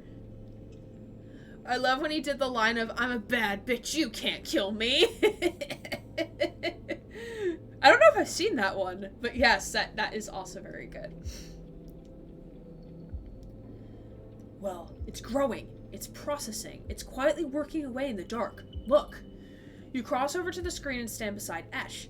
In it, you can see that Peek has all 4 nodes decoded, and the pattern of the shadows from inside them sit on the screen like dark stains. Then you notice it, the movement. The thin threads cross from one stain to another. As you watch, you notice that the movement only ever happens in your peripheral vision, as if this thing, the shadow, knows it's being watched. This is how the other flux nodes appeared. Peek rubs their eyes. They weren't fluxed by this wave. They were corrupted after the fact. This thing, the shadow that entered in the wake of the wave, it corrupted them. But it made the corruption look like the result of the flux. Manifest Doctor Who. While I'm slowly working my way through them saying Sippy Whippy, I have Connor and Amelia. Now you need Brian, and then you need Brendan, and then you can get the Tracy. Ask Amelia to do like a Tracy line or something. You also need to get them to say Snacky Wacky. We need to add that into the arsenal there as well. It's a sleight of hand. Peak runs a hand through their hair. The flux wave is so massive, so complex that it opens up the systems to be attacked. As it reconfigures exposed systems, the shadows is broadcast implanted inside. Brendan, well, let's go! I want to get a Brendan voice message, but I have no idea what to have him say. That's the thing. The wave from the Khan channel is a brute force of wave hitting every system in Helion. Once the systems are vulnerable, Peak looks pale, their eyes reflect the screens. The flux isn't what is attacking the systems, it is the siege weapon, a Trojan horse. Then this thing takes over. Peak sits back in their chair, and it's already on the eye. Dun dun. Wait. Ash rubs her forehead. You're telling me there is a Khan channel in this system? Shit. Peak isn't listening. This is bad. We have to take this to someone. Peak looks desperately at you. Oh shit, who do we take this to? Take this to Soul. Right, the refugees need to know. Ash cuts in. Maybe they can protect themselves against it. Lead an evacuation. An evacuation? Are you insane, Ash? Peak is desperate. Havenage are the station administrators. They need to know. The argument rages between them, and as you watch them shouting, you feel sick. After a while, they stop, running out of things to say. An unsettling silence descends on the bay. Me too, my creativity is nowhere to be found for voice matches ideas. I have an idea for a Jimbo message, but waiting until RDR2 is done. I just requested a motivational message from Brian this time. Oh, cute. I asked for a motivational message from Brian as well. Just basically a kick in the ass to get things done and listened to in the morning. Oh, that's fair. That is fair. That is fair. Yeah. I need more time, Peak says quietly. I need to look at solutions, try to build a case, collate the evidence. We messed this up. They look down at their hands. Ash goes in to speak and then thinks better of it. Not a word, Sleeper. Peak meets your eye. Don't tell anyone until they are ready. They sigh. With the tension among the refugees, Soul won't be ready to hear this, and Helene and Havenage are still mired in some kind of crisis. We tell Havenage they are likely to react badly, and we tell Soul I doubt he'll take it well either. We can calm the situation in the flotilla. Then we can choose. You're too twisted up in this, Peak, Ash says quietly. This is not our place. We don't owe... Stop, Ash. Peak slumps in a chair. Stop. You leave them like that, exhausted and troubled, and head back out into the Pilgrim Seed.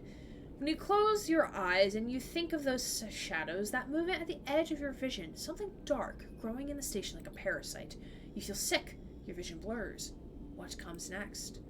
You stop in the corridor and take a breath, putting a hand on a rumbling metal wall. For now, the eye keeps spinning. For now. Damn. Honestly, since I reject that final mission with him, so I'd have you meeting Brian again, but he recognizes me even though he's been upgraded. Oh, yes. We pretend that that one doesn't exist. We really pretend that mission does not exist. Tina! Hello, friend! Hope you're well. Welcome on in. We're still playing some Citizen Sleeper. We are really hoping to finish it tonight. But we shall see. Hope you're well. How are you doing?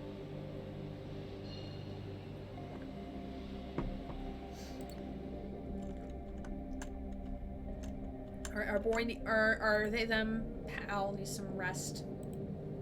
Some resty ruse. Alright. Oh god, we're hungry! Oh no, we are hungry! Ooh, affirmation card, hell yeah! Let me just get some food into my guy's system first. Or we are they them. I like how they make our character they them. I like that. Bro, we need food. FS, we need food.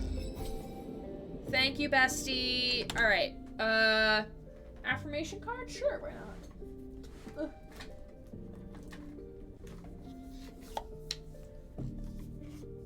Alright, affirmation is coming your way. Tina, you tell me when to stop shuffling this deck. I hope you're doing well.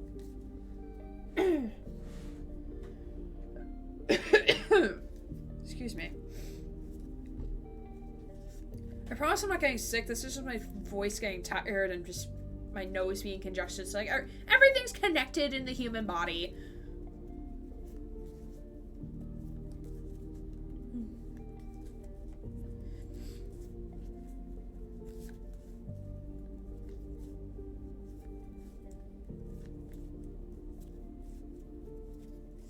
Stop? Alright, cool.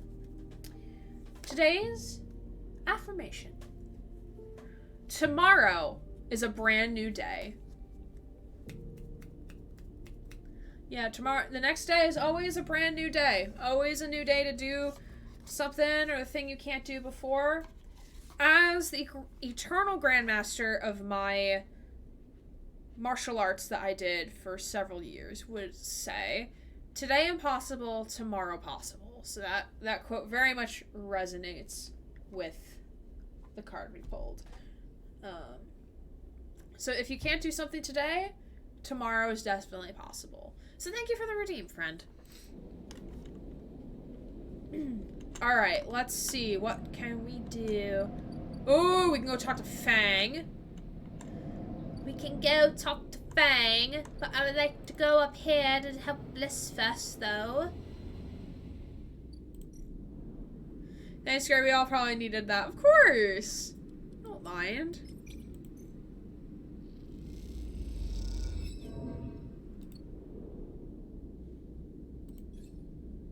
Alright, let's... Oh, shit, we have 7? Hell yeah.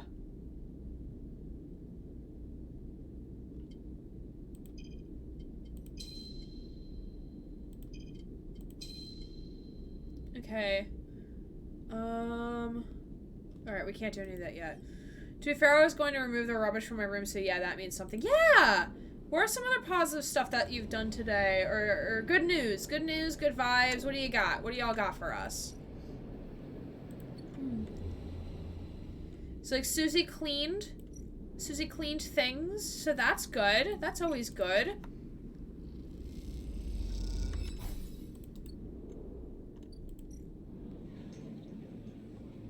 Buy a spacer meal. Interesting. Today, I went shopping. Granted, it took me a little longer to get out of bed and out of the house, but I still went shopping. I bought some things for a Thanksgiving dinner, for Thursday. And I started organizing my rubber bands for my Etsy, because when I moved, the boxes got tossed around, so a lot of the bands came loose from their respective storage spaces, so I have to organize the ones that are just in tubs at the moment.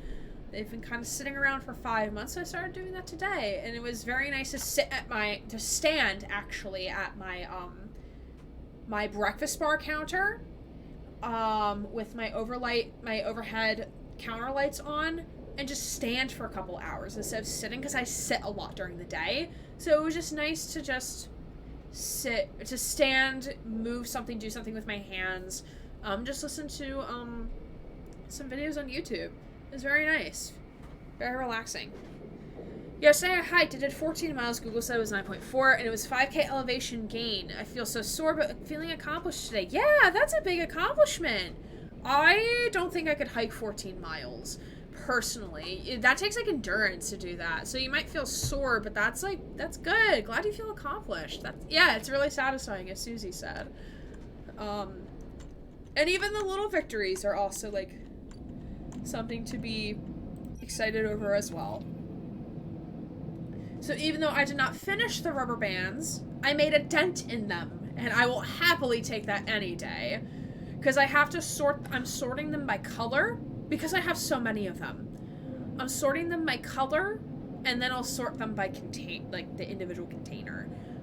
So it's gonna take me some time, but, like, hopefully, like, this week I'll get through, like, one whole box, because I have 2 boxes of rubber band storage. We need you healthy, rat sibling. Thank you.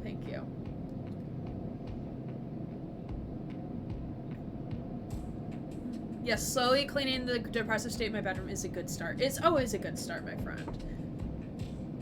It's never too late to start either. Never think like you had, like, oh, I should have done this yesterday. Like, it is always, it's never too late to start. I literally walked in front of my photo wall while talking to my mom today, and Ethan Winters still went unnoticed. So good news, looks like they're going into my sister's picture wall tomorrow or Tuesday, depending on what day everyone is gone. I love that for you. Now we're gonna do a stretch routine.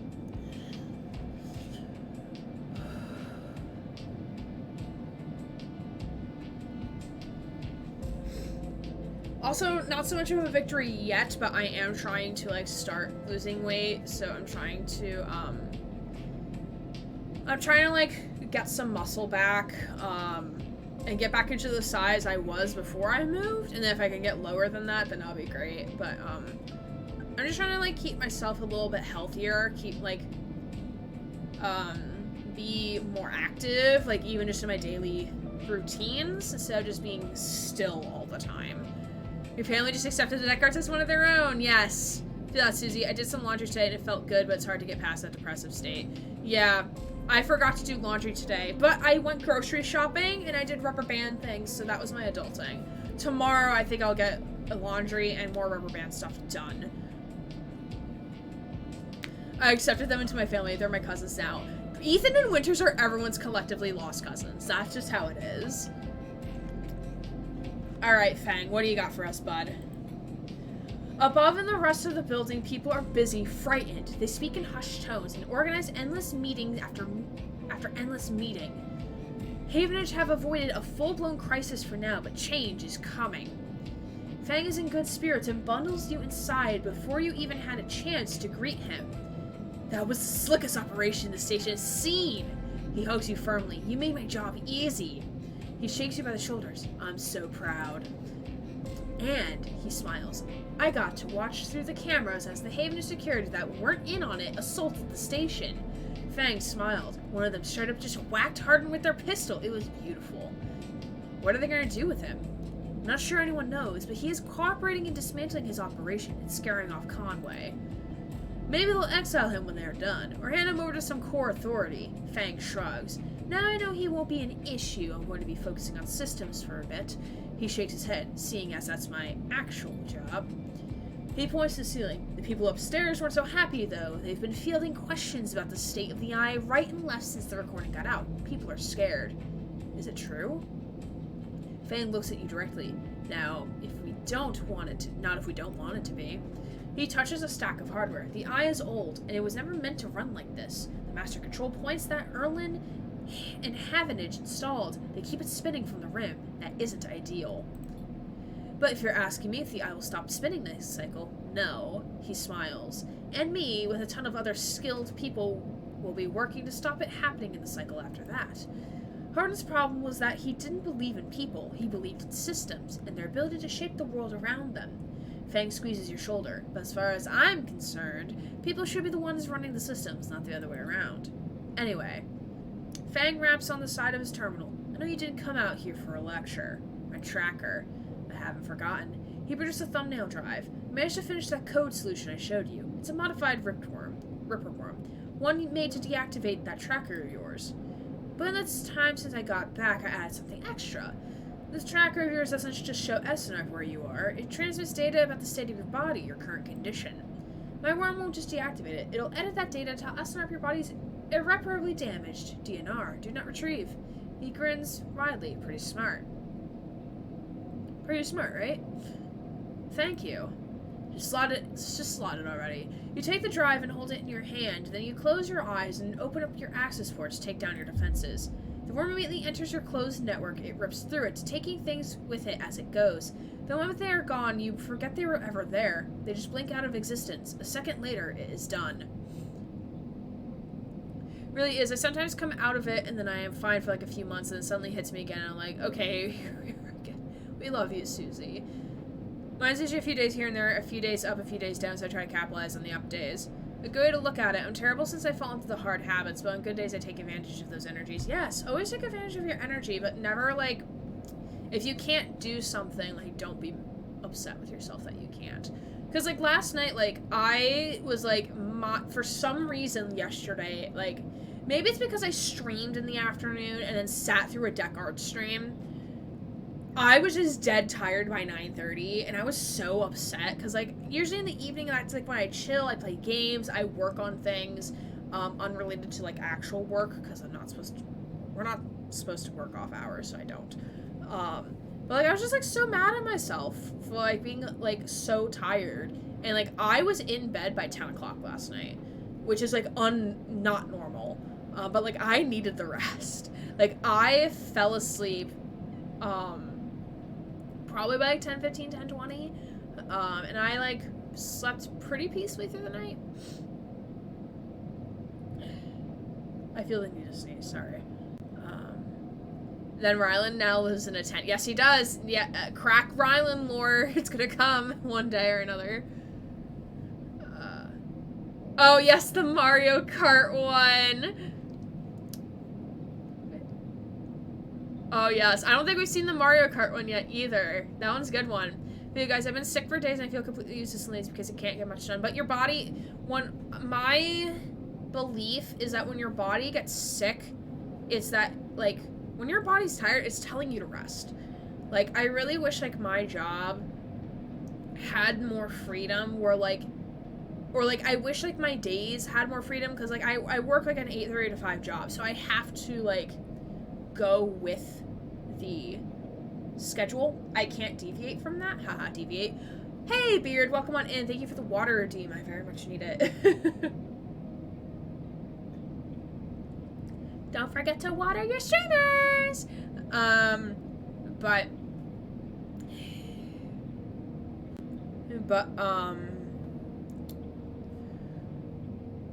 usually when my body is telling me, like, hey, you need to rest, like, I listen to it. Like, I didn't really nap through college. I never napped until, like, I started going to grad school and I had, like, a little bit of different scheduling.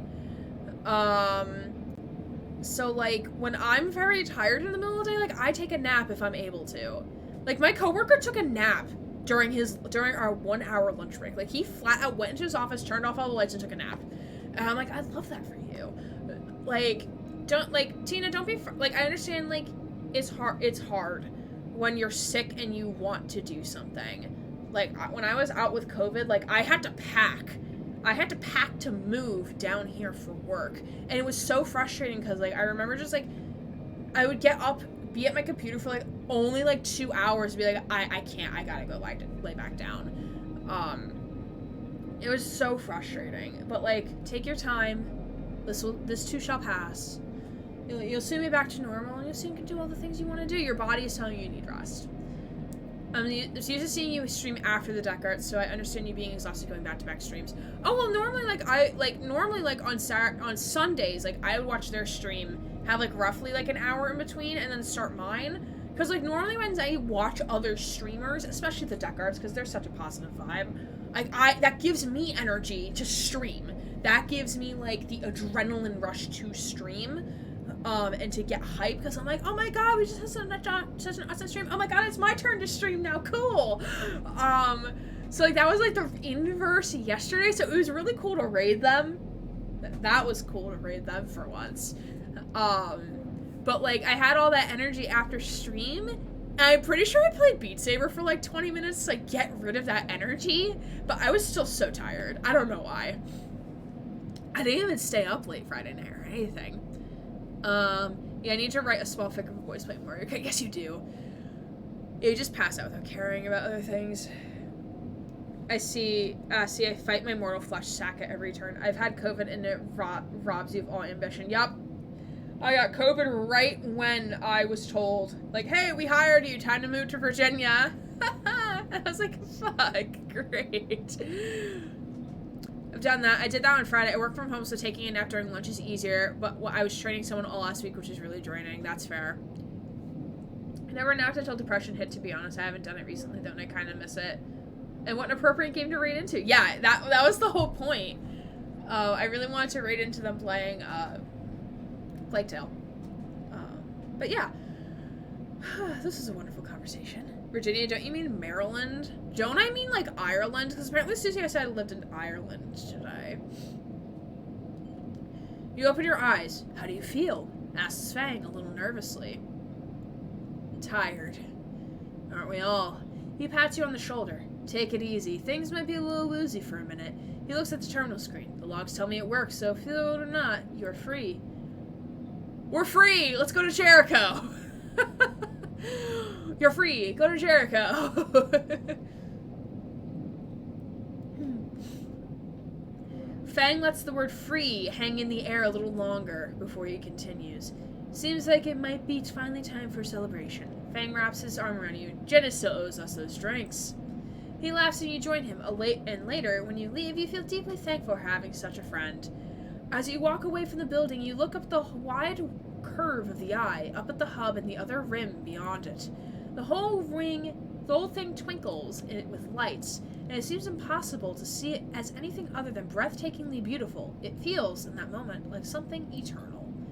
That doesn't mean it can or even should last forever, or that it will never change, fade, or decay. It simply means that in this moment, this place has a future, and it is one that you know deeply and truly is worth protecting. The only time I got the Rona was after the jab before New Year's. I got tested positive, and yet when I always test, it comes out negative. Interesting. Did I get an achievement for that? Wow, we are... Alright, we have like 2 more things we have to do. As far as we know. Oh, and we also have to help Bliss. I think we're almost done with that, though.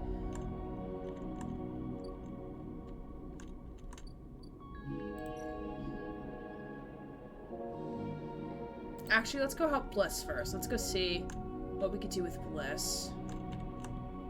That still needs time.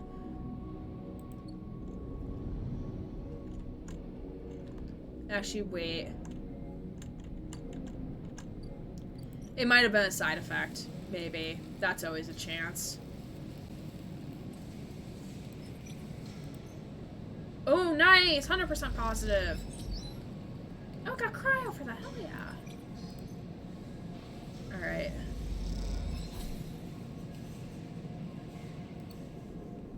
Okay, and we will use the last ounce of our energy today to go help Bliss here with the amber. Then we shall take a resty.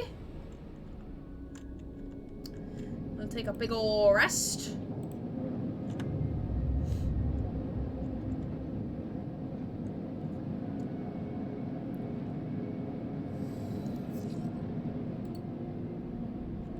Alright, let's go here. There's a lot to do here.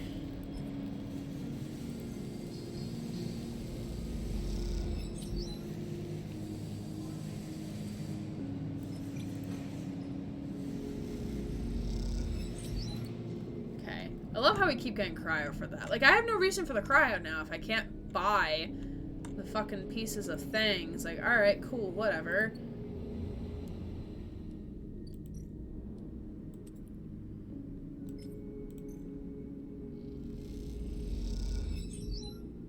Nice, okay. Just giving my voice like a tad break from speaking.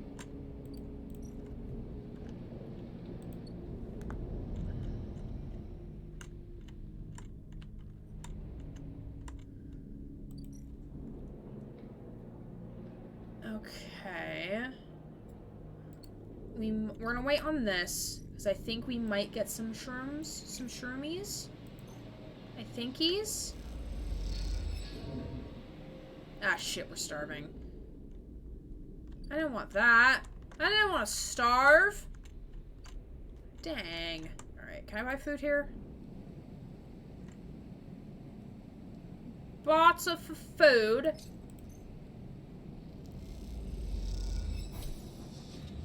I have cryo to spend, it's fine.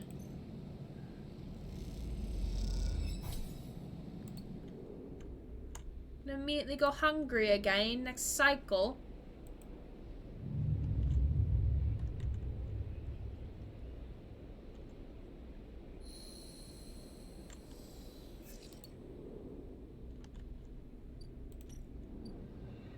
gonna pick the mushrooms. Wait, let me use number 4. Last Christmas, we actually got COVID so bad that my mother got pneumonia in both of her lungs and needed to go on oxygen. Oh no. We had it all throughout Christmas, and we actually opened up gifts on Christmas Eve in case she didn't make it through the night. She came out perfectly fine, but both of her and I lost taste, smell, and some serious chunks of hair. It's been a year, and we got our taste and smell back, but the hair took a while. Oh, Tina. So sorry to hear that. Yeah, illness can be rough, especially around the holiday season when you're with others. Not because you're spreading illness, but, like, just because, like, the holidays are typically a time where, like, people are with loved ones, whether that's a found family, a chosen family, or, like, blood family. I'm glad you both are, like, you're both here with us. And that everything is okay now. COVID was rough. At least our family was together. Yeah, at least, like, as the deck arts to say, play the positive, even if very rough times. It was rough, but we took care of each other. Yeah, that's always important.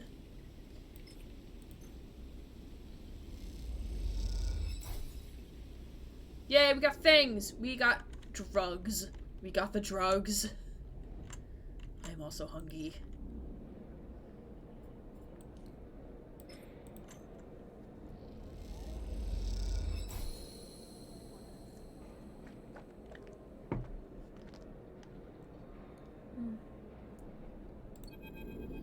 Alright, Soul's gonna speak to us. Yay, Soul!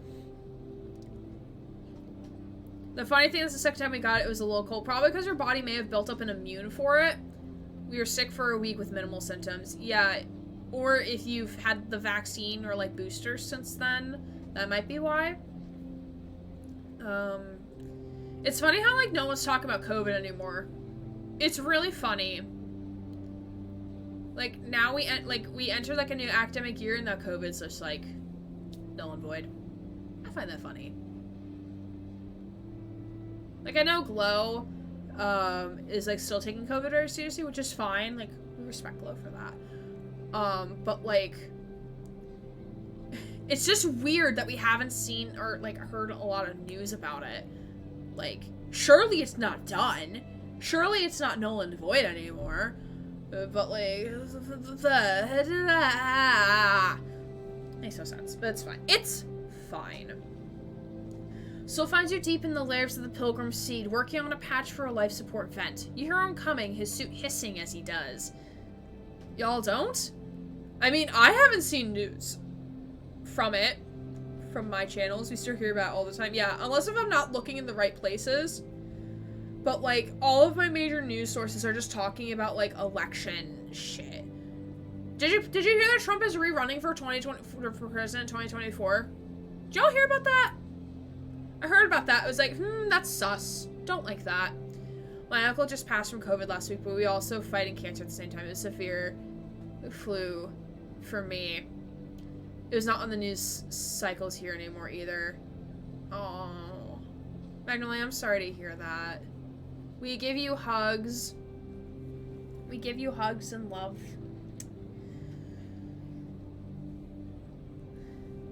Oh, God. Someone come break my back. So at that, my dad lost his mom during last Christmas. I know how you feel. Stay strong, play the positive. I mean, sometimes you have to be sad. Sometimes, like, it's okay to be sad and to feel the feelings.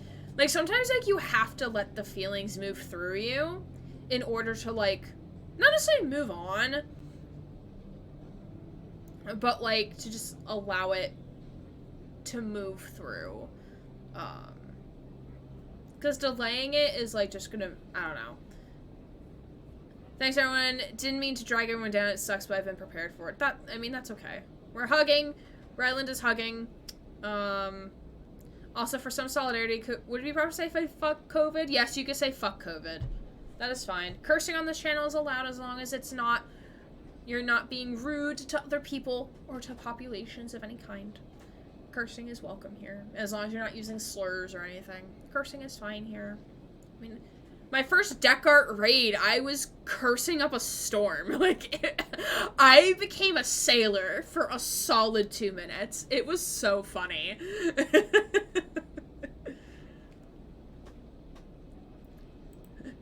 If I ever meet Brian and Amelia in person, be like, I'm gonna apologize. Be like, I'm so sorry the first time y'all raided me and I was like cursing like crazy. I'm normally not like that. I just got really excited.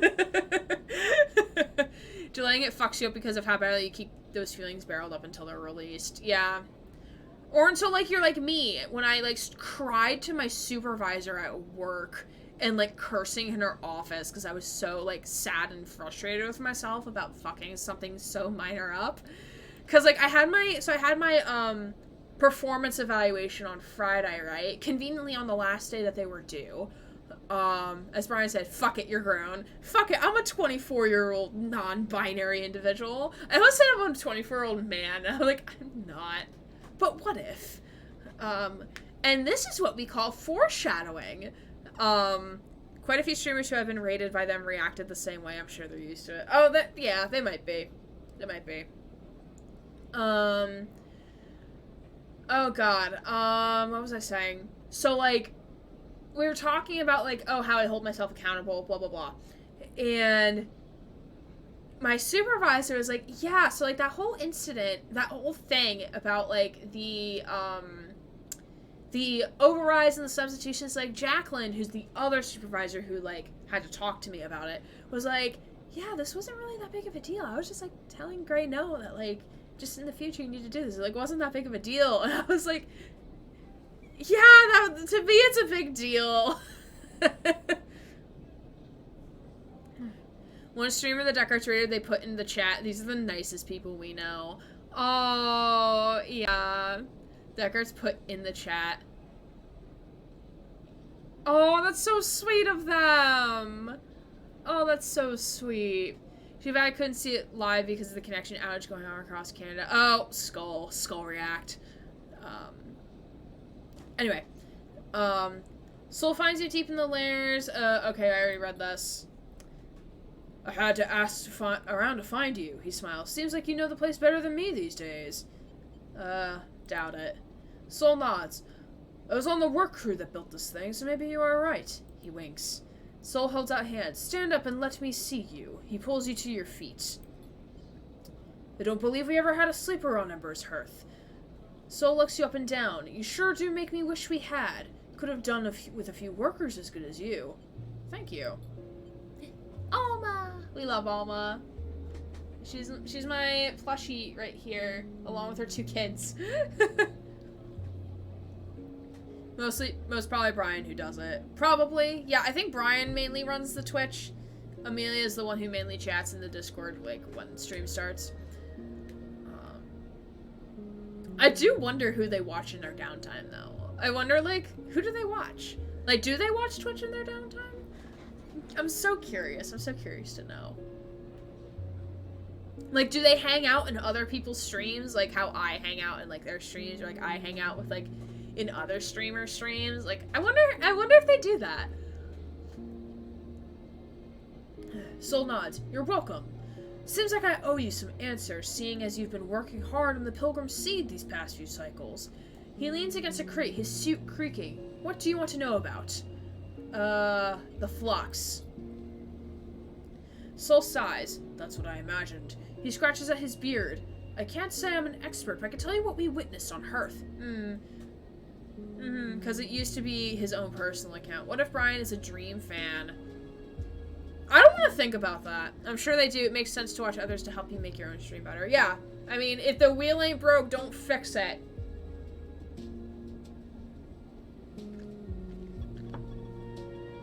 Sorry, Tina. I didn't mean if that came off, like, rude. Oh. What does that mean? Dream DSMP. Dream SMP. Super Minecraft Party.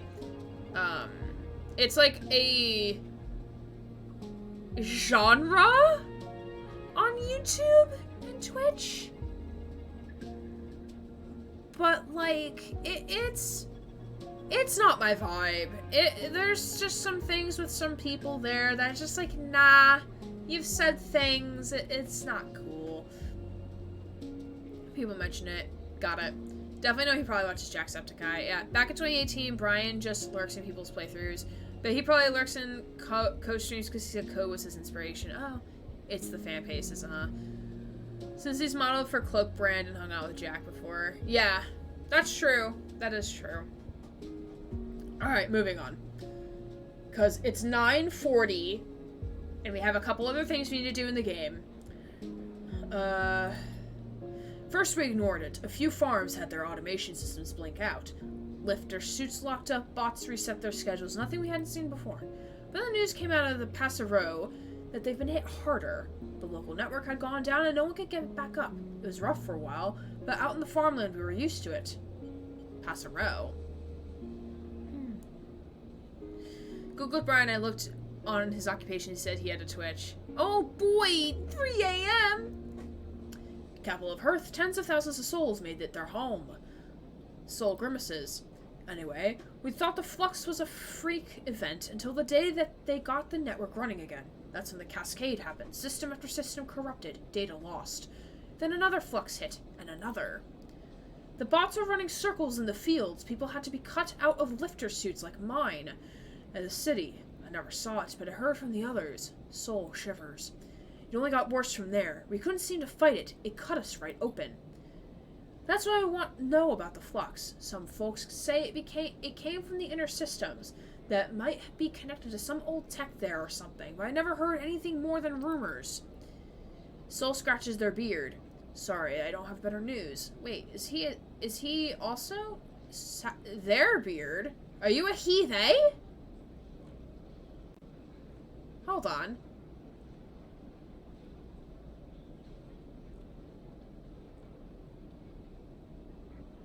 Is he a he-they or is this a typo? This might be a typo. If I see it again, then it's definitely a he-they, which I'm cool with. But I haven't seen Soul be related to as a he-they, but still cool. Susie lives in a faraway land. Oh boy, 3 a.m. Used to watch Mod for another actor stream and he streamed late into the hours of my time. Oh, very cool. I don't mod for anyone. I just mod for myself. I mean, like, all the streamers, like, I don't... It's so, like, I so inconsistently watch people besides the Deckard's are the people I watch consistently. But, like, for my other friends, I pop in when I can, but it's just, like, I can never be there every time or, like, most of their streams. So it's, like, I can never mod. Soul scratches their beard. Sorry, I don't have better news. Soul shifts on a crate. Anything else? You want to ask? I'm good for now. You sure? I'm sure. We're not gonna tell him. We're not gonna tell him. What is this game? Shall I have a new game crush? I do not have a game redeem. Sorry, Jesse.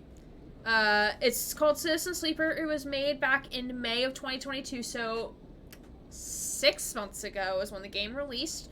It is an RPG style game.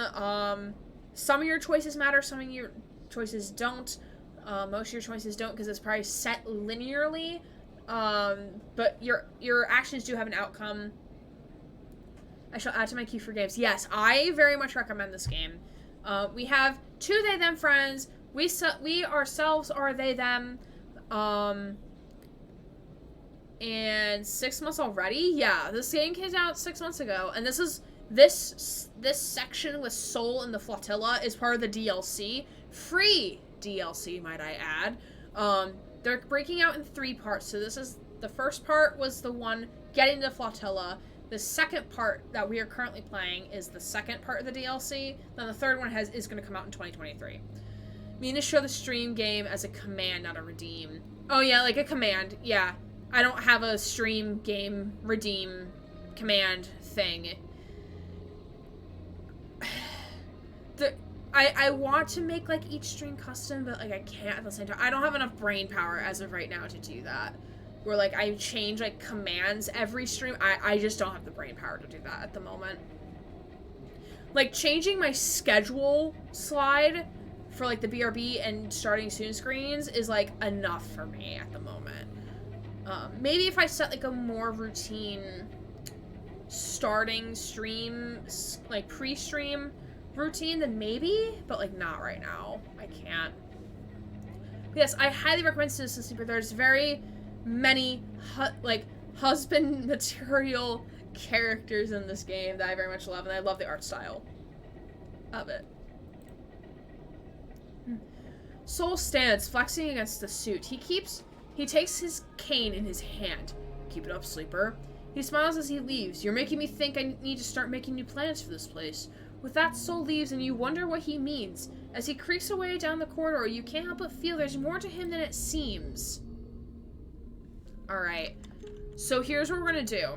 So, we have 2 other main quests that we need to finish. So we do need to do Flotilla support, but we're gonna work back. We're gonna work forwards.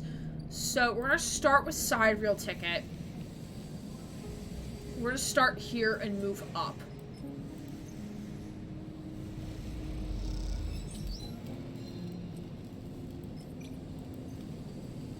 We do love a cryptic boy. We do love a cryptic boy. Alright, and I'm gonna use this up here. Oh, Carnivine.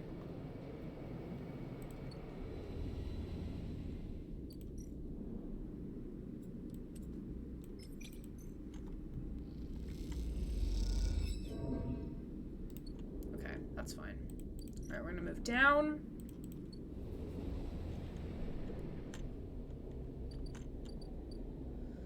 Low end. Yes, we want food.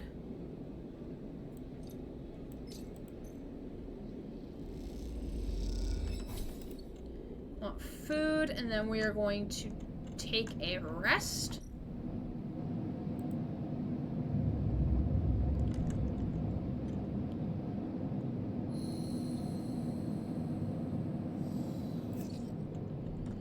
Alright, we're going to start here.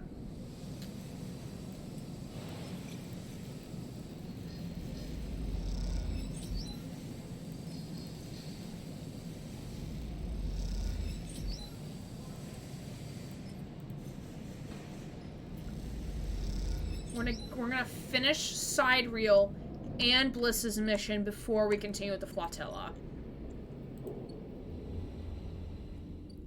Because I think everything else is essentially done in the game.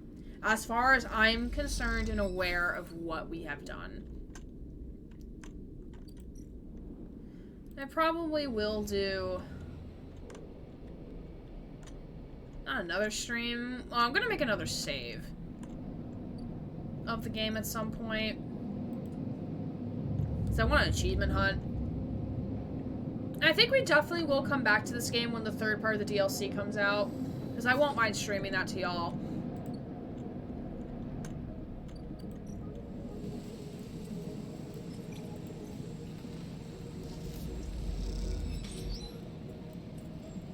Alright, this should be good for side reel.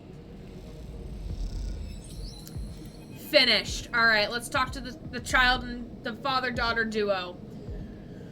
Your crew slowly filters out of the shipyard locker room, the bubbling chatter reducing with each group that leaves. There is excitement in the air. Havenage just made an announcement. The assembly teams are done. Da, da, da.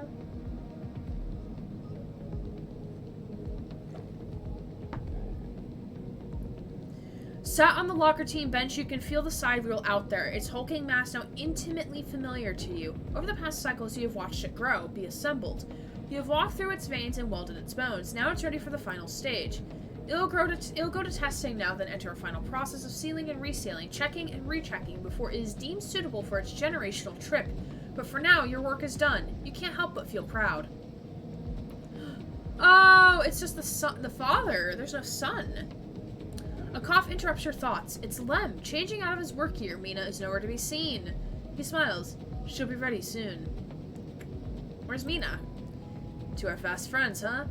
She's been watched at home. Now I'm on the work team. I can afford a bit more help. He corrects himself. Was on the work team, I mean. We're all out of a job now. Quickly adds. Not that I'm complaining. He comes to sit beside you on the bench. She's going to be in her best shape when she carries you, Mina. Mina, me out of here. Not so sure. Almost wit. We'll see. He rubs his hands nervously. No use in wondering what if until the draw anyway, and there's a few cycles till then. Lem is right, but the odds seem unlikely anyway. How many are working in the shipyard? Hundreds? 1,000? You certainly see more faces than you can count pass through. And are the Celis Foundation even going to keep their promise? Out here on the Eye, you get the sense that no one will hold them to it. Why else would they be building the side reel in the surrogate system? As you think, Lem watches you with a worried look. Ooh, stretcher team, thank you. How's Mina doing? I'm gonna take my headset off for this. Because I can stretch better upwards. Oh, God. She'll up your spine one stretch at a time. Thank you. Thank you. You can see, like, the indent in my hair from my headset. That's so funny. Look at that. Look at that. That's amazing. Headset hairdo.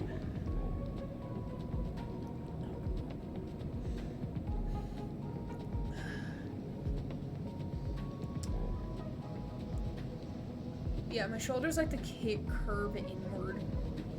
Or like roll inward. So I like playing Beat Saber. Gets me up and moving.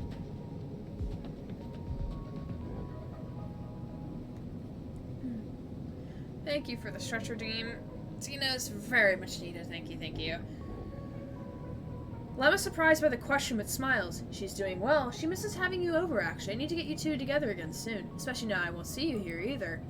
Lem gazes into space. She's pretty stuck on you, actually. She told me through the cycle that she doesn't want to go unless you can come too. He sighs. You ever been in a thunderstorm sleeper? A real big one? I don't remember.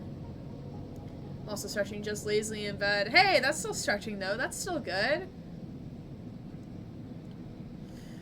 Lem shoots you a worried look for a moment. It's something else. He smiles. The sound, the smell, the rain hammering down.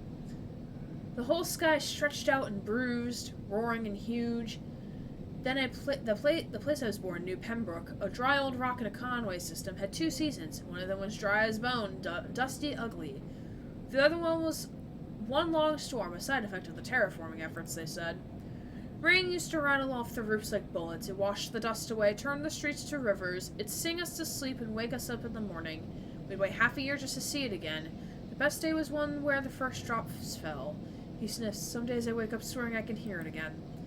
I was thinking, Mina has never seen a storm, never even felt rain. She's grown up here. The ring is her only horizon, always in the dark. I want to change that for her. You will. Of course. Almost there. Lem stands, stretching. Best to get back to the little one anyway. With the shifts done, I reckon she'll be happy to have me home for a few cycles. He shoulders his gear. See you in a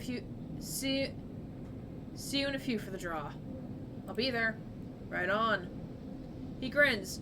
Lem leaves, making you the last person in the cavernous locker room. As you sit, you think about Rain, and a little hope creeps in. Is it possible?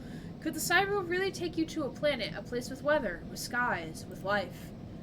Get up quickly before you can think about it anymore. It's too soon to hope. Too dangerous. There's work to be done. Alright, so we have to wait.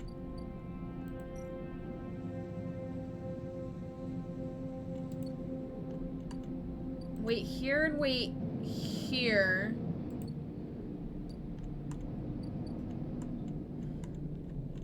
Okay. So let's go use these up here with Bliss. Oh, this should be it. Ooh, okay. One more. Alright. Let's continue. Amber looks better than she ever has before. Bliss has done an incredible job of cleaning up the hull, and despite the exterior changes being limited, she has the impression of being lighter, somehow sleeker than before. Moritz drifts by. He has been loading up the final equipment onto Amber. It turns out Ankita will be taking her weapons, but packed and ready to sell at the first Starward Belt port she hits. But now that Moritz is done, he seems in a kind of a daze, floating back and forth aimlessly. Excuse me. You okay, Moritz?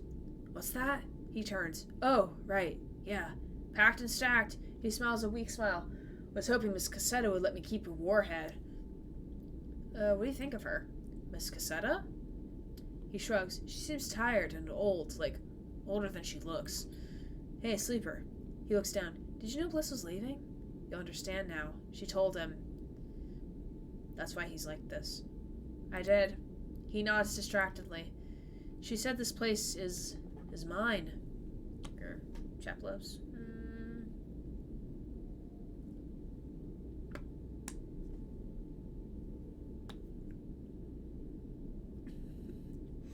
It's like I'm drawing on my lips. She said this place is mine. He looks up. Around the bay, like it's suddenly some vast space he doesn't know what to do with. You'll do a great job. He looks down at you. Hey, thanks. He smiles. I appreciate you saying that.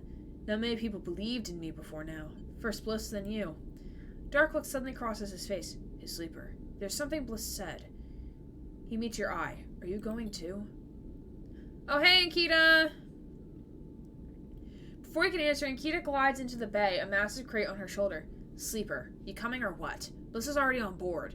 She stops by the terminal, holding herself in place. Moritz looks at her with a dazed expression.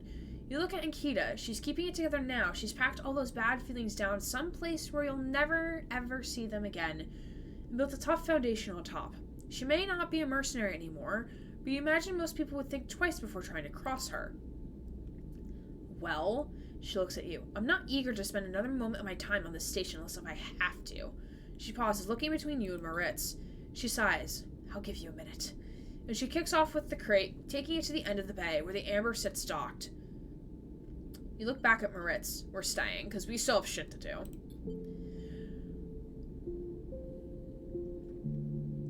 Moritz looks like they might pass out. Sleeper, are you sure? Are you doing this for me? I'm staying for me. Moritz nods. Alright then.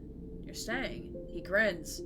Kita comes back across the bay, the final crate stowed. You staying then, Sleeper? That's right. She nods. Well, okay then. One less mouth to feed. She pauses. Look, Sleeper, I'm not going to go back over everything that happened. She sighs. I'm trying to put that behind me. But I hope you find what you're looking for here. She smiles and kicks off, gliding to the ambergris and the starward belt beyond. You both watch in silence as Amber's drives fire up. I guess this is our place now, says Moritz, the weight of everything suddenly hitting him. Your place. He smiles. Okay, but I'll need some help from time to time. You both stay for a while to watch Amber and Bliss and Ankita leave, and then Moritz goes to the racks to finally implement a new organizational system, and you head out, promising to be back to check on things soon. As you glide around the soft curb of the hub, you catch glimpses of the distant stars flickering through the windows. They are beautiful, it's true, but by now you think of them as a distraction. In your time on the Eye, you realize there's nothing out there waiting for you. No fresh starts, no bright futures. Just a whole load of promises you haven't found yet. No, your place is here, among the people you know and the problems you know. You wish Ankita and Bliss the best of luck out in the belt.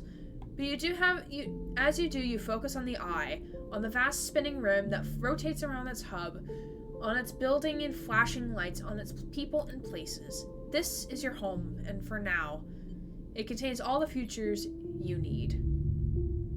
The fixed stars. Okay, so this would have been one of the endings.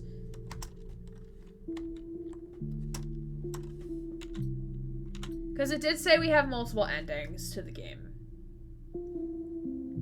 So we did get an achievement for this, and I cannot... Oh. I can't skip. Fake ending! Yay! You have the door.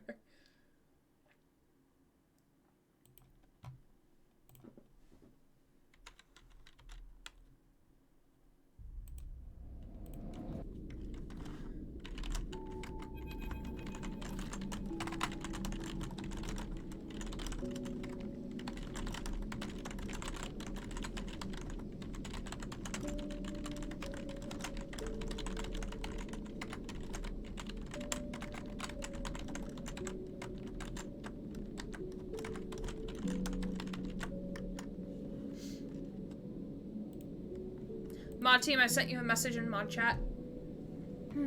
Alright, here we go. Next round is yours.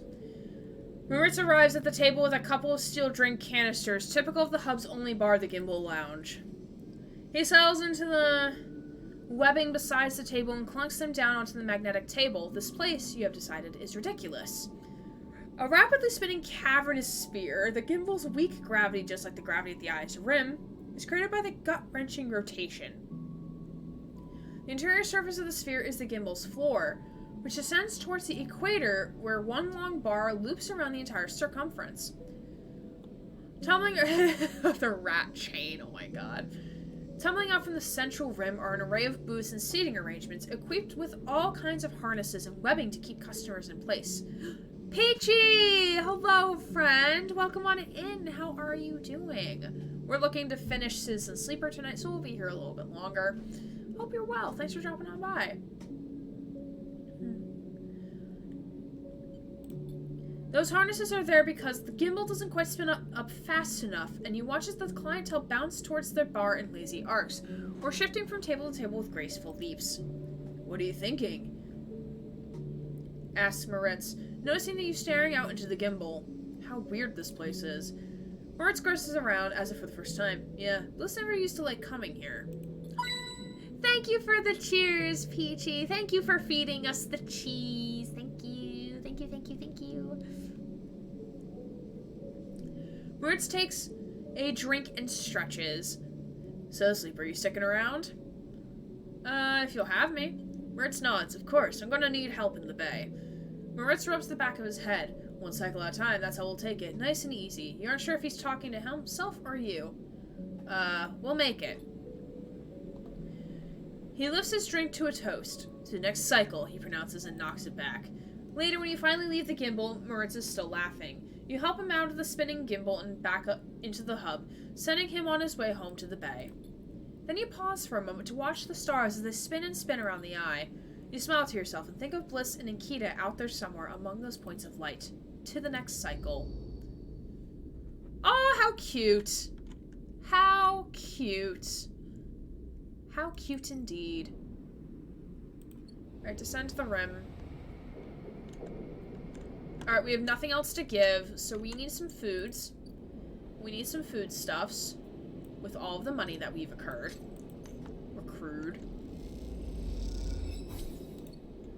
And then we are going to go take a nappy naps.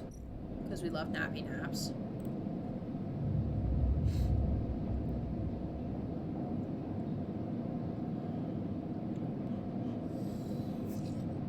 Alright, we got some good pulls. Alright.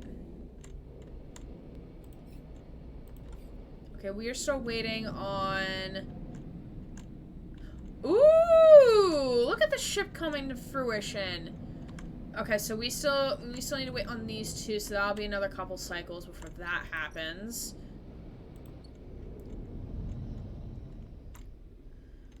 Okay, we can get some schwooms? Schwooms. Schwooms. Schwooms. Hell yeah. Not the mushrooms I need, but I'll take them. Okay, we need to do this. Make ourselves useful. And we shall do that indeed.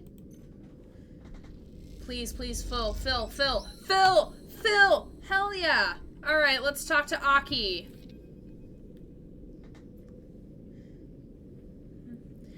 I see you've been contributing. Aki stands next to you at the dust house window. I wasn't sure what to expect when we joined the flotilla on this voyage to the Eye, but after the journey across the system, then the quarantine, and then the flux reaching all the way out here too, Aki stops herself. Thank you. She bows a little. The other ships have only been interested in sending us supplies, but we grow all we need. She gestures at the dust house. What the dust house is in need, that is the problem that concerns us. Mr. Peachy says it is bedtime. I love you all. Good night, Uwu. Thanks, Peachy. Thank you for sending your love. Happy good sleeps. Hopefully we'll see you tomorrow night for some more Cult of the Lamb.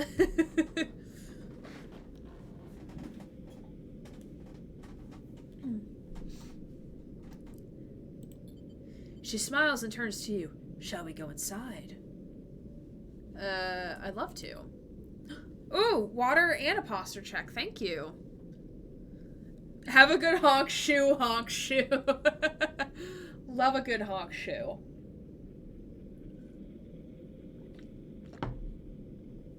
Thank you for the posture check and the water beard. Much appreciated. Alright, we'll see how straight I can sit for now. I'm sure my posture will slump after a while. So my head just be cut off a little bit. Absolutely not. Thanks for the redeemed beard. Aki smiles. Come. She taps away at the panel by the window. Seems only fair that after your help with the support systems, you get to see what is that you are maintaining. Aki leads you to an opening beside the window. You pass through a dark changing room. You notice Aki sliding on an oxygen mask and a visor. She looks at the swirling dust inside. Inside is just like Ember's step. Thin atmosphere. Constant dust storms. Nothing that will bother you. She passes you a mask. The dust isn't exactly pleasant to inhale, however, so take this. You hold it to your face. She leads you through a short decontamination tunnel with its fizzing panels of purifying light, and then through the dust house. I love redeeming water posture stretches because it's like, haha, yes, you shall hydrate and take care of yourself, of your back, whether you like it or not. It gives me devious pleasure to take care of people. Yeah, that's what it's there for. It's like a nice, gentle reminder from y'all to like take care of myself while I'm streaming. So like, I'm cool with it. It's always appreciated. If y'all ever have ideas for redeems, just put in the suggestions thread in the Discord server under the EG brand thread discussion tab, not the old one. I have to get rid of that old one.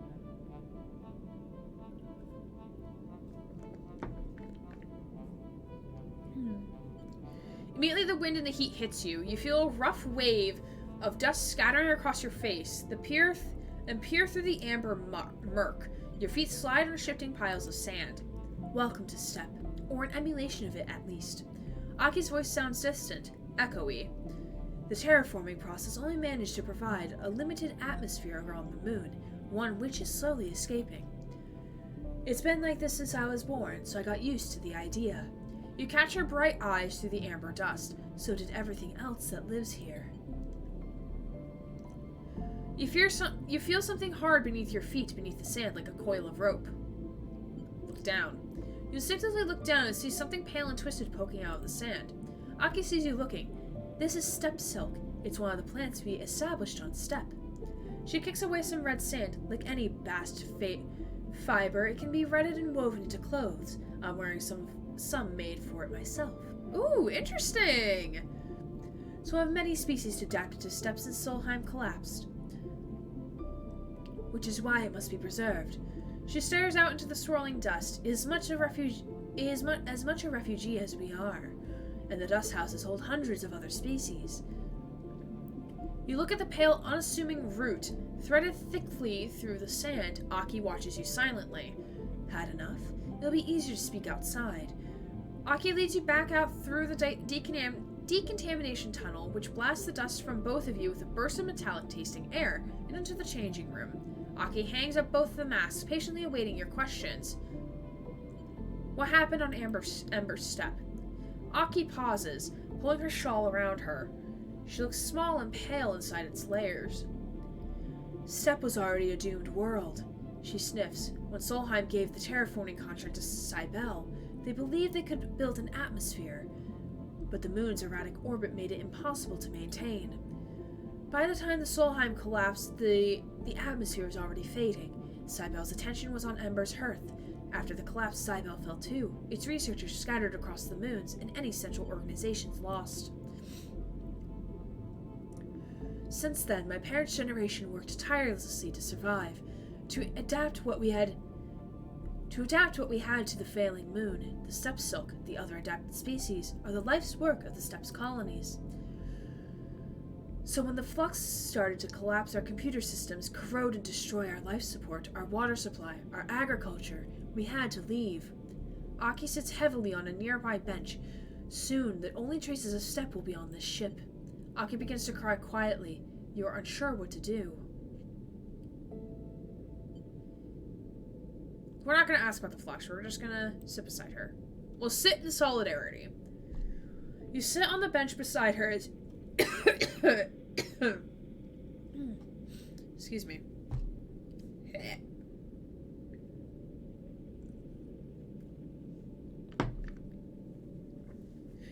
the bench beside her as she sobs. You understand why this ship, why the refugees from Steppe are so different.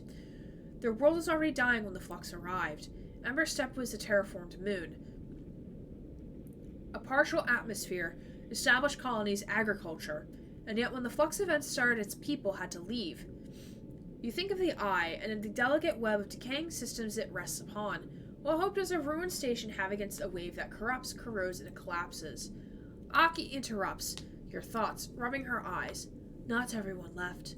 There wasn't room to take all the people and fill the dust houses. My parents, their friends, and many others stayed. She sniffs. We carried the step for them. Perhaps there's hope. Where are we supposed to put redeem suggestions? In the Discord, you put them in... Go under Aaron Gray stuff. There will be a discussion post at the very top called Aaron Gray Things. And then under brand suggestions is the thread you will want to put suggestions in for anything.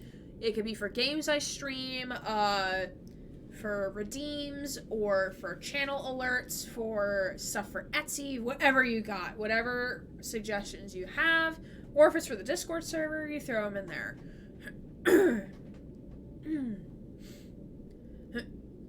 Excuse me. Perhaps there is hope. We learned not to talk of hope on a dying world. There is meaning for them, and any future they can build with them at the time they have. She stands up. Damn, poor Aki. Susie, where did your badges go? Where did your badges go, Susie? You lost your mod badge? What?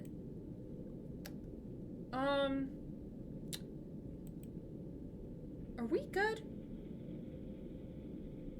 Stream elements, are we okay? Okay, now they're showing up. For a second, I was like, oh, I can't fetch this account. I'm like, what do you mean you can't fetch this account? Susie broke Twitch confirmed. Are we okay? No. Stream elements is not okay.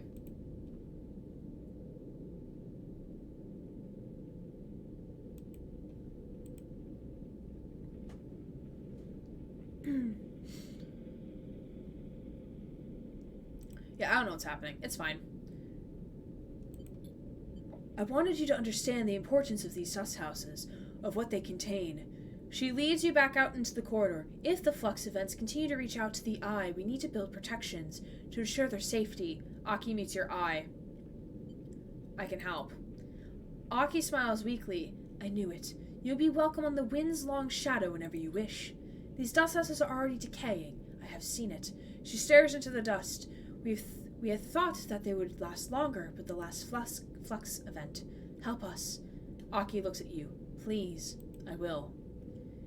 When you are ready, we will begin the preparations for reinforcing the dust houses. We need to be ready for the next flux event. Aki's eyes shine at the last of her tears. She takes a breath. I will see you soon. Aki drifts away down the corridor, leaving you alone once more at the viewing window, watching the ragged, delicate traces of the moon known as Ember Steppe. Alright. Okay, so that... Okay.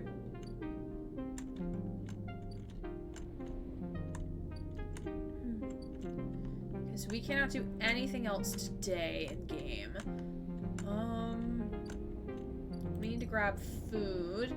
Best place to grab food. Never. Twitch breaking? Never. Never breaks. Ever. Grab food from Emphas! We love Emphas.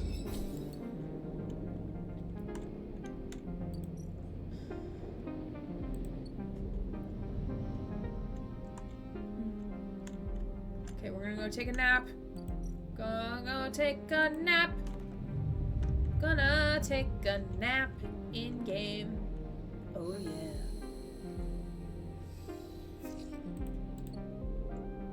These are shit rolls. That's fine. Okay, so what's this? Ah, so we're gonna have to do some preservation shit. Okay. That's fine. We need to do this first.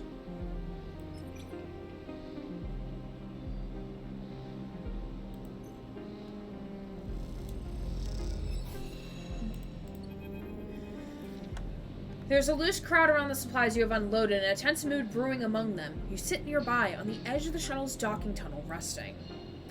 Further away crews from Ember Song continue their lives as usual, coming and going, trading, discussing. There is a quiet efficiency to the hub, set up as a common space for the swarm of small ships from Ember Song that are part of Flotilla.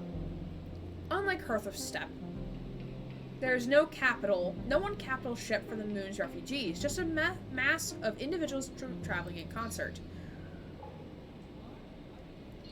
We told Hearth we didn't want their scraps. The jeering voice comes out of the small crowd nearby. Peter! We have not yet met Pet Peter, I don't think. Or if we did, it was for a brief moment and I forgot about him. That's also very valid, if I forgot. You turn to see a gaunt, pale man wearing the industrial work gear you have seen many of the Song refugees wearing. You hear me? The supplies are to help. He smirks. Oh, how noble of you, coming out here to help us singers. There's a rumble of anger around the crowd. We agreed to join the flotilla. For joint protection, we did not agree to Ember's Hearth using the flotilla to secure their control of the moons. You realize Peter is addressing the crowd as much as he is addressing you. With the cordon down, our crews are more than able to acquire what is needed from the Eye, what is owed as restitution for keeping us restrained. He pats one of the crates you unloaded. What we need, what we'll take. Sol wants to cooperate. Sol is a farmer. Even the people of Song know that he was simply the sole survivor of Hearth's leadership. His authority means nothing. Peter looks around at the crowd. Hearth thinks they can buy us, but remember the past. A rumble of agreement runs through the crowd. He smiles at them. Take the supplies if you wish, of course. You're not wasteful. Peter approaches you directly. The crowd tentatively moves forward. By the time he reaches you, they're already dragging away crates and distributing the contents. I'm not one for shooting the messenger, Sleeper, says Peter as he approaches. We cannot concede to Hearth here, not for a moment. I don't understand. I can see that. Peter sits beside you on the docking tunnel's lip. What was your plan, Sleeper? Unload the supplies and wait for someone to start throwing them back at you? He nods at the crowd rifling through the crates, because that's what was about to happen. So I should thank you? Or stay silent. What do you think happened to the crew of the shuttle? He shakes his head. They were chased out of this place. Why do you hate Hearth? Ooh, nice catch, Susie. We, Peter says with emphasis, do not hate Hearth. We simply do not trust them. Do you know anything about Ember's moon, Sleeper? Or were you planning to wander into this flotilla totally blind? An objective outsider offering help. He rolls his eyes. Educate me, then. He smiles. It would be my pleasure. I'm going to assume you know the basics. The gas giant Ember has 7 moons. The 3 biggest are Ember Steppe, Ember Song, and Ember's Heart. He winks. We can cover the 4 sisters next session. He's a sassy guy. Oh man, it kind of looks like he has an LED on his head.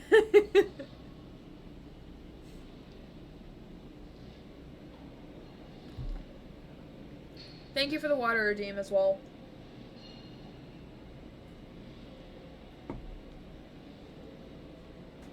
Steppe was the first to be settled, a contract old Solheim gave to the terraformers Cybele Systems when they first claimed to the Helion system. That's way back when. Steppe was a testing ground, and like most testing grounds, it didn't turn out too well. Partial atmosphere slowly slowing off each orbit, a dysfunctional ecosystem, and a whole load of dust-clogged settlers. The place is a miserable desert long past its best before date. So Cybele moved to Hearth, where they redoubled their efforts.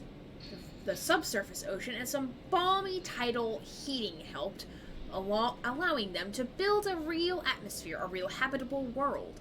A fact that the typical Hearth colonist won't ever let you forget. How did Cybele achieve such a thing, you might wonder? Well, that's where we come in.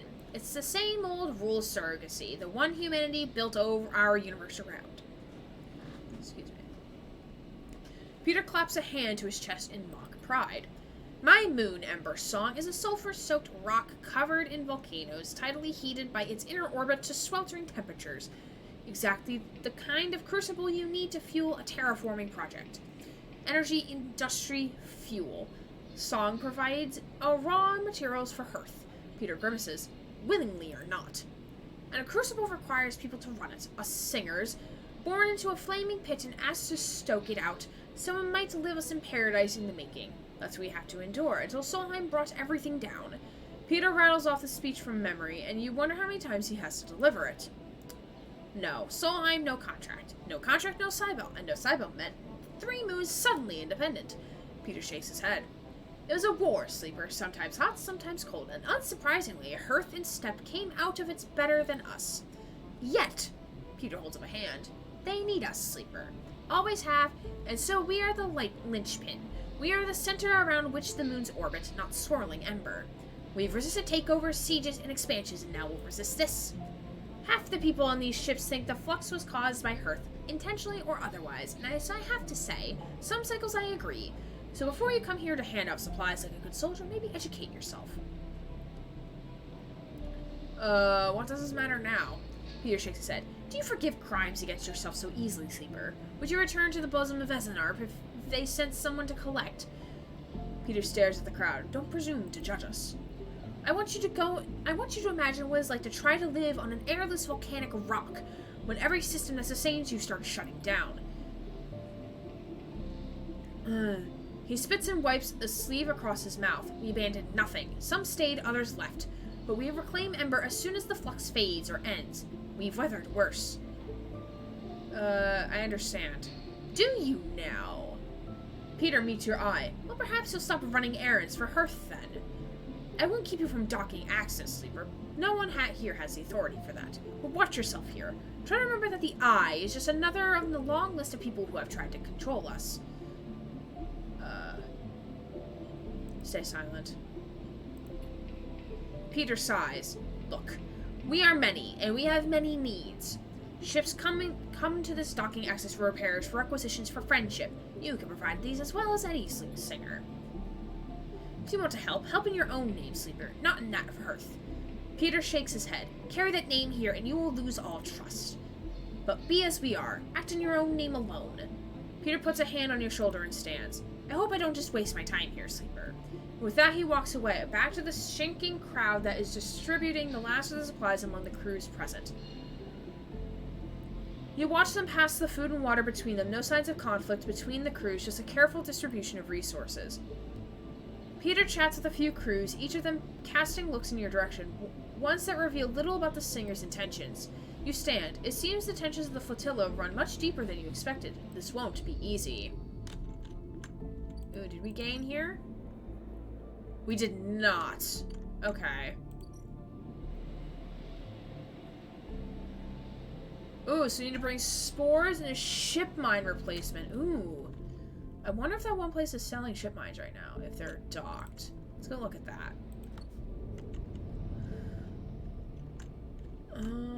Let's see. Are you docked? Oh, fuck yeah, you are!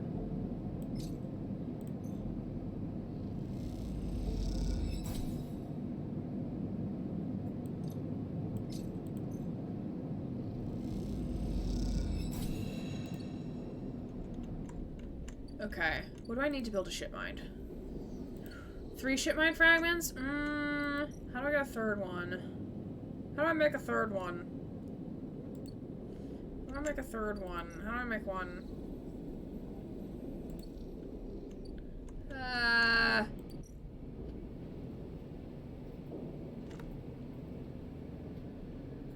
Ooh, they take these. Cool. Oh, they need 3? I do not have 3. Oopsies. Chat is full on Kasana. Just thinking of plotting. Yeah, it's okay if people don't chat. No one is ever obligated to talk. Sometimes it's hard to commentate on the game, especially if, like, one hasn't been following everything from the beginning. Sometimes it's, like, I forget what's happening in the game. So, like, there's no hard feelings if people just don't want to chat. That's fine.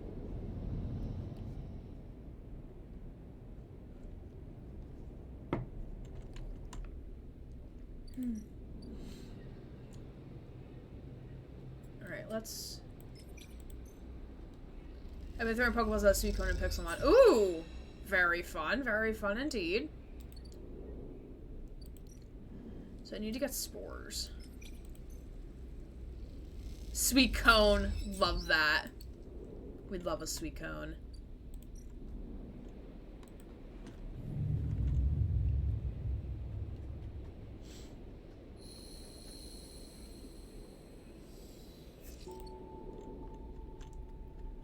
Okay, so I need to get more spores.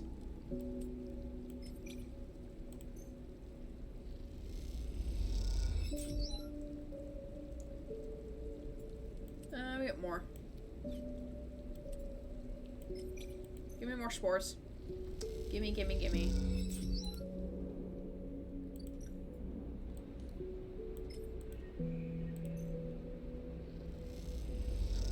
I have not played Pixelmon in a very long time.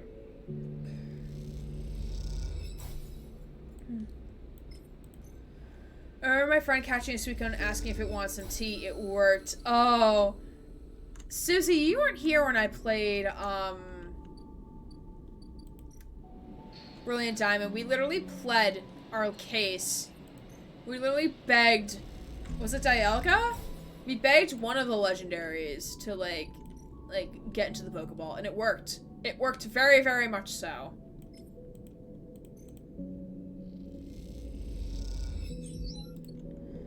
Alright, we are out. We are outie. We're gonna take some meds. Active scenes. Where are the active scenes? Where? Whomst? Confirm it doesn't want tea. Sadly, no, I wasn't. Yeah, you can find the clips, though. Is there a thing up here that I'm missing? No.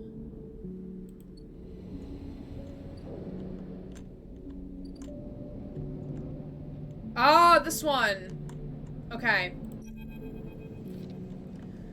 Alright, we're gonna see if we get called onto the ship list. Been wanting to play Shining Pearl for almost a year now. Is the revamped Gen 4 game good? I mean, it wasn't what I wanted for a Gen 4 remake. I wanted, like, kind of what they gave Sword and Shield. But that's just me. I understand they wanted to keep to the style of the game itself. But it's not bad. I mean, if like we're talking in comparison to like the problems that Scarlet and Violet have, it's not bad at all. Like gameplay is good. It's very, very good. I prefer playing Brilliant Diamond over Diamond. Yeah, of course with the upgrades and everything, definitely for sure. But like my go-to Pokemon game is Legends Arceus, hands down. Probably my favorite Pokemon game I've played.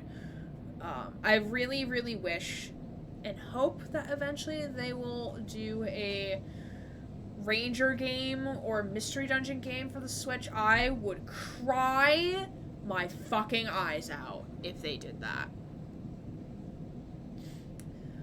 The crowds have already gathered by the time you get to the shipyard, and you recognize faces among them, people you have worked alongside on the side reel. The intervening cycles have turned their excitement to anxiety, and a few of them smile at you. Instead, the nervous energy of the crowd fills the space, creating a feedback loop of growing tension. Oh, Lem and Mina, we love them. You peck out Lem and Mina and work your way over to them, pushing through the crowd. He silently raises his eyebrow at you, his anxiety obvious, but Mina flashes you a huge smile, unaware of the tension. Robot! She shouts, reaching out to you. Hug her. We're gonna hug the child, because the child loves us. I'll forever love that moment when I threw Pokeballs at Mime Jr. and none of them worked to get in the ball, especially when 3 shinies appeared. Oh my god. Legends Arceus was the first game I actually caught my own shiny. It was completely random. It was a random Badoo, and it was just like there, just vibing. She gratefully accepts your hug, leaning against your chest, and Lem smiles, seemingly glad to share the weight of Mina for a moment. Quite the turnout, huh? Lem glances around, pulling Mina close. I don't think patience is one of the crowd's strengths. The sound of an argument towards the back catches your and Lem's attention. He's putting it lightly. This place seems to set to explode. This isn't good. Lem doesn't dare answer, but the look in his eyes suggests he agrees. This is Aster Inghart from the Celis Foundation. The announcement echoes from the speakers at the shipyard's entrance, and shouts of quiet rapidly followed. She's a sweetie. She is a sweetie. She was my first third or fourth Pokemon, a Bidoof. I was so happy. Oh, that's so cute. I'm sorry I can't be there to meet you all, and thank you on behalf of Sandra Celis for the work you have done on the Sidereal Horizon. Most of the crowd strains to hear Aster's face, but the small display shows only a ghostly white figure, smudged and unclear. Sandra wants me to pass on his personal thanks for your commitment to and belief in the Celis Foundation's mission. We chose the Eye for this project because we knew we would find like-minded individuals here, especially among the ranks of the venerable Havenage Association. Beetles are floof beavers, they are. Unlike most of the Corps, we never believed Erland's Eye to be a threat or a rogue state, but instead an embryo for a formation of a new, decentralized social structure. One where each citizen might be the master of their own destiny. They're so cute, bless them. Woodchuck or beaver? Yes. I think it is a beaver. I think it is technically a beaver. A ripple of impatience runs through the crowd. They didn't come here for a sermon. You're all pioneers, just like those core citizens who the Sidereal Horizon will carry in cryo sleep to the planet that will become the Foundation's first frontier world, Celis 1. The mention of the destination world excited conversations break out among the workers. There, our citizens will be able to create their own innovative, bottom-up economic order, aligned with the principles set down by Sandra Celis herself. Freedom, resilience, and self-sustenance. This is all thanks to your tireless efforts in the Havenage Yards. Doesn't want either pancakes or tea, guess it's just stubborn. That is possible, that is just stubborn. I'm out of Pokeballs, alright. Oh well. Slurp, slurp, slorp. As a reward for those efforts, you may know that we are offering a select group of opportunity to join the caretakers of this vision and the staff of the Sidereal Horizon who will maintain the vessel during its multi-decade transit through interstellar space. Lem turns to you, his eyes bright. This is it. This draw has been performed at random by the central AIs of the Foundation and is final and binding. Please note, only licensed contractors of the Foundation are eligible for this draw.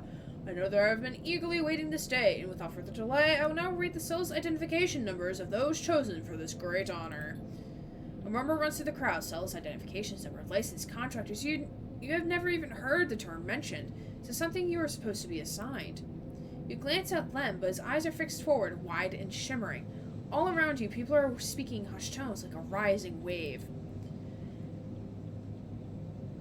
Aster starts reading out sequences of numbers and letters, and panic begins to set in. No one seems to know what is happening. Somewhere near the front of the crowd, someone shouts in celebration. Everyone pushes forward. Lem? Turn to Lem is still standing forward. Mina is scared now as the shouts start. Daddy? Someone throws something at the entrance and it rattles the shipyard's doors. You see, for the first time, Havenage security stood on either side. Scared, arguing between themselves, you feel the anger rising in the crowd. Lem, let's go. He doesn't move. They might call our names. I can't. Mina tugs at his dog tags. It's not happening. Lem blinks rapidly and then turns to you. He opens and closes his mouth and looks down at Mina. He sees the fear in her eyes and understands. It's time to go. You lead Lem and Mina out, shoving people aside. As you do, you hear the sound of scuffles emerging from the front of the crowd of the mental canisters bouncing off the shipyard walls. You keep your head down and walk away, the sound of Aster reading off the ciphers echoing above the chaos like some strange mantra. When you turn to Lem, there are tear tracks running down his cheeks, and Mina is sniffling into his jacket. Oh. You feel the sadness rising in you too. They screwed all of you. You were never even on the list. The feeling is as unpleasant as it is familiar. You stare ahead into the tunnel as the security sirens sound out, a signal for the coming violence. How did we fail? How did we fail that drive? What? Oh, were we supposed to stay? Interesting. I'm gonna use a game guide for that when I go back to Oh shit, I forgot to eat. Forgot to eat. It's fine. In-game, not IRL. In-game, I forgot to eat.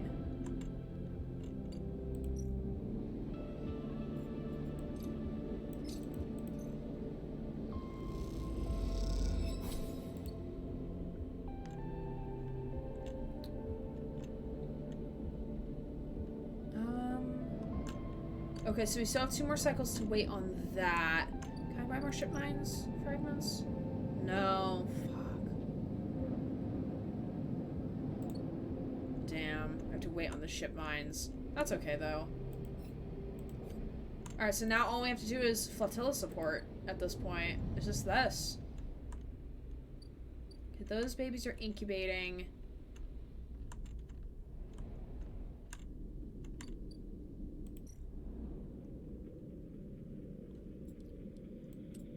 Let's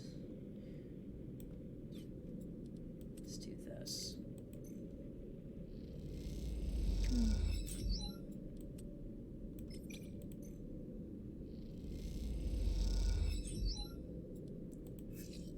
Oh, hell yeah.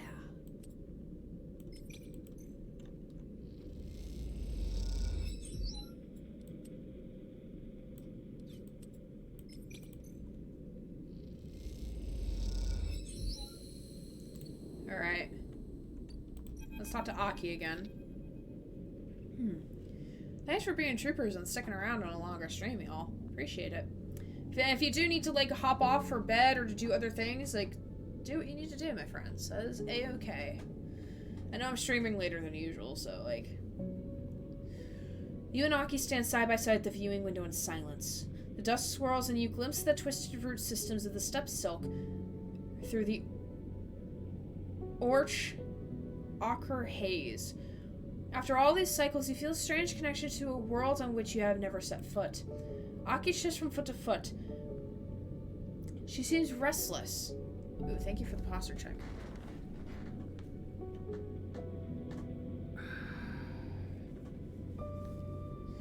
Aki shifts from foot to foot. She seems restless, eager to speak but is unsure what to say. We did it. Aki smiles at you warmly. We did. She pauses and turns back to the window. What is the value of all this? What is the value of all this? She asks suddenly, of preserving a world we have left behind. Heritage. Aki is silent for a moment. Our practices, our lives require the materials, the patterns that steppe provides. But if those practices remain unchanged while the universe around them shifts, aren't they already dead? She pauses. What is better, to preserve at all costs, or to allow things to be destroyed by change? Aki paces away, lost in thought. I'm grateful for you, for helping protect the dust houses, for ensuring the slice into decay is delayed, even averted. But now I find myself at an impasse. The stability of the dust houses changes things. It makes me aware of how blinkered we have been. Aki stops to look at you, her posture somehow different. If the ecosystems of steppe, if its people, cannot grow to meet the future, why preserve it? She frowns. Are we just slaves to the preservation of what came before? Not slaves, inheritors. Aki nods, but the weight of this heritage is heavy. Aki comes close, holding her hands in hers. We must change. We must change to live. She smiles. I have seen that in you. The steppe, these people, this ship, should serve more than heritage than history. They should serve the future. She takes a breath. There are those in the flotilla that need clothes, that need food, that can benefit from the gifts of the steppe's ecosystem. I want you to invite them. Can you do that for me? Of course. I know that soul sent you, she smiles. You can tell him Aki, the captain of the Wind's Long Shadow, invites all the people of the flotilla to come. I will. She nods. Aki steps away. You want to know about the flux, no? About its purposes, its origins. She smiles. You wish to protect your home as we could not. I'm afraid I don't have much to tell you. It is an exotic wave of sorts, an energy that passes through matter. It shifts to the very charged particles which run through our electrical systems. It is possible to shield against it, as you would radiation, as we have done with the dust houses, but only while it is weak. The flux event here was much like the first ones we felt on Ember Steppe. Localized, destructive but bearable. But in time, its strength grew. I don't know if it will be the same here, but... She pauses. It is coming from the center of the system, from the close orbit of Halion's star, H1. That is all we could uncover. She's silent for a moment, unsure of what to add. I'm sorry I cannot offer you more, but you are always welcome on this ship. She smiles. I hope I will see you when the others come. She squeezes both of your hands. I hope this ship, these dust houses, can be more than a museum. I hope they can be a home. With this, she turns and leaves, and you feel the word home resonating within you like a struck bell.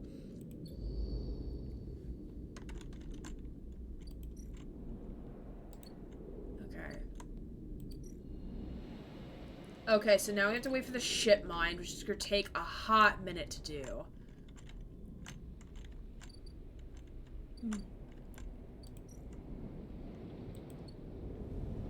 Sippy whippy. Oh my god, y'all. I hear sirens outside, and I really thought that was in the game.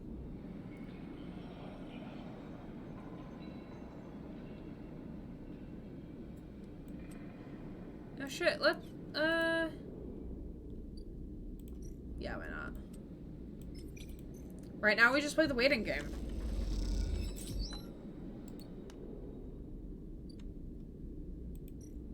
We don't really have much else to do right now.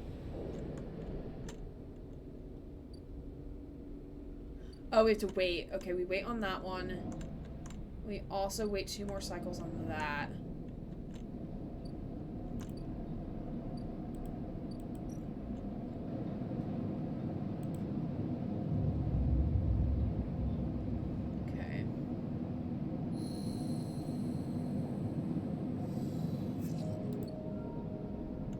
Wakey, wakey.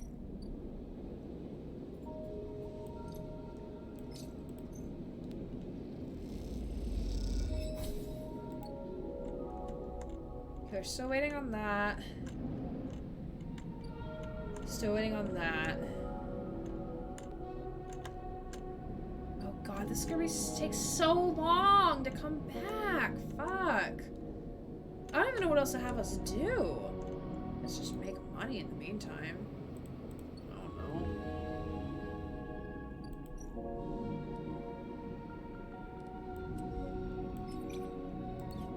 Hey, wait, let's do the lower actions because we still get cryo from it, regardless. Eggy!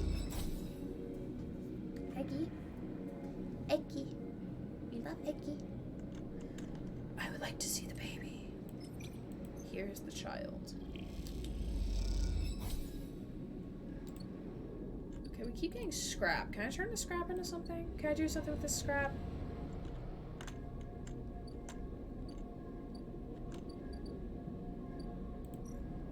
Love him. I'm glad you love him. Okay, I can't do anything with the scrap. Fuck. Okay. I mean, I guess that's fine. I don't really know what else to do with my things here. Can't get more spores. We will need spores. We do love Eggy. We very much do love Eggy. My voice is growing tired. But I am very determined to finish this game tonight.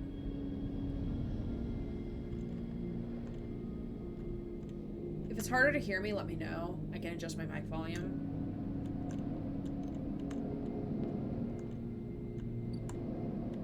I don't want to waste these. I think I do in the low end. Can we become friends with people or some shit? I don't know. Let's see. Nice. Okay, we use that on new drive. Oh god. Oh no. Oh shit, we have a shit ton of scrap.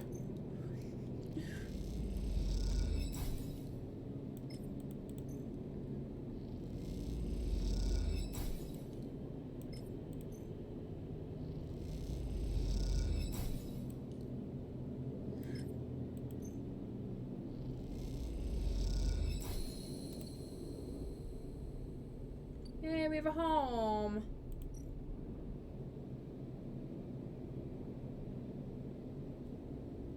Units now need ceiling section by section to be usable. It's a laborious task, but the outcome is worth it. Okay. Nice. We are currently making an apartment for ourselves, and I love that for us. Alright, let's go take a nap. Just so as you can have a longer stream since you have your week off. Yep. Yep. Yeah, I mean, technically, like, I would have been... So if I had work tomorrow, I would have been remote. I'm always remote on Mondays. Unless if I have an event on Monday that I have to be in for work for. But also tomorrow would have been my evening day. So I would have been... Avi. Avi's right there. Do y'all need Avi closer? He's right there. There's another. Avi. My baby. My other baby. I got from the school bookstore. But tomorrow would have been my evening schedule. So that means I would have started at 11:30 and have gone to 8. Come on, my child. Sit in the chair. There you go. Yes, there he is. So I could stream laters on Sunday nights when I have evenings, but I usually tend not to. Okay. Oh, so the ship is gone. Let's talk to Lem. Oh, Mina! Oh, this is gonna hurt. There's no answer when you buzz Lem's unit, but the door is open. You push the door and find Mina sitting in the middle of the floor playing with Bun Bun. Hi, Mina. Hi, robot, says Mina sullenly, waving Bun Bun's paw without looking up.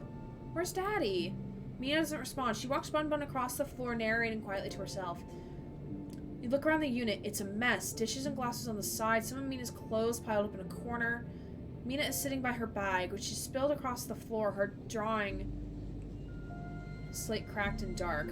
Tidy up. You start with the kitchen units, piling them up in the dishwasher and the auto wash, wiping them down. You pile the clothes up next, folding them neatly. Mina watches you quietly as she plays, curious but silent. You just started to look at fixing her cracked slate when Lem enters. Sleeper, what are you? He pauses and looks from you to Mina and back again. Never mind. He drops a bag by the door and slumps over to the couch. Everything okay, bud? Lem lets out a weak laugh. You forgot the past 2 cycles now, too. Wish I was so lucky. He looks away at the open door. Look, now's not a good time. What happened? What happened? We messed up, that's what happened. We put our hopes in someone else's stupid scheme. He pinched the bridge of his nose. You understand they never even put us on the list, right? Been all around the rim looking for work, and I've run into more than a few from the crew. Turns out only longtime Havenage members were issued those Celis ID numbers, and they never planned to consider us. Havenage say they didn't know what they were going to use to make the draw, and who knows, maybe Celis pulled the wool over their eyes. Well, it doesn't matter. All those hours in the yard are for a hand-to-mouth wage and nothing else. Slams his hand down the sofa. You're giving up? Lem opens his mouth to respond but stops himself. He looks again at the open door. They're moving the side rail up the hub now you know. He says without meeting your eye, that's what we'll depart from. They're bringing in a ship with all their cryosleep pioneers and transferring them up there, in microgravity, before loading the crew. We could steal a ticket. Lem laughs. There's no tickets. I was joking before. Those are just those ID numbers, coded to someone's identity. No stealing that. He looks over at Mina. Look, we'll be fine. We always have been. I just need a little time. He sighs. We had our hearts set on that trip, all is all. Mina comes over and climbs into his lap. He smiles. What if I get you on board? I missed you these last few cycles. I missed that optimism. Lem strokes Mina's hair. Look, you want to go up to the hub and ask around, be my guest. I can't get up there with Mina down here. I'm sure the Cyber will bring in a crowd. But be careful. This kind of thing always attracts scammers and thieves. If you find any way on board, you take it. You need help to get there? Ask me. But for now, me and Meanie here are sticking to the eye. She looks up at him and smiles. Thanks, Lem. No, thank you, Sleeper, for coming by. You stand to leave and Mina grabs your hand, eager to give you one more smile. Then you are out, back in the walkways of the low end, already thinking of plans to make this right. Ooh. Where's the hub? Hub's not here. Guess we have to wait a lot for that. So let's steal some shit. Oh, welcome back, yeah, welcome back, Jesse.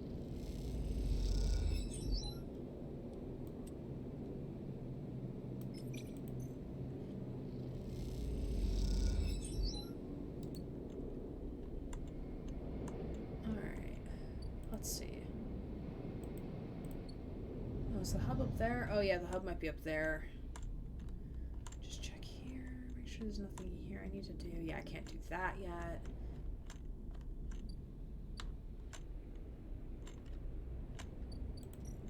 Okay.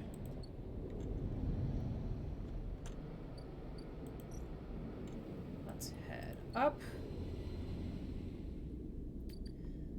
Cyberville Dock. Let's scout. Beautiful. Well, I'd love to see. Ooh, even more what I'd love to see.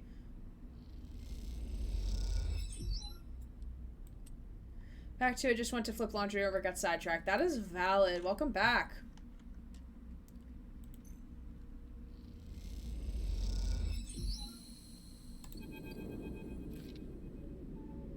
Ooh, Castor. Low-end data fence. Quite the achievement, isn't she? Sandra Celis must be proud. You turn quickly to see a figure hooded and tucked into the shadows near the viewing platform. Do I know you?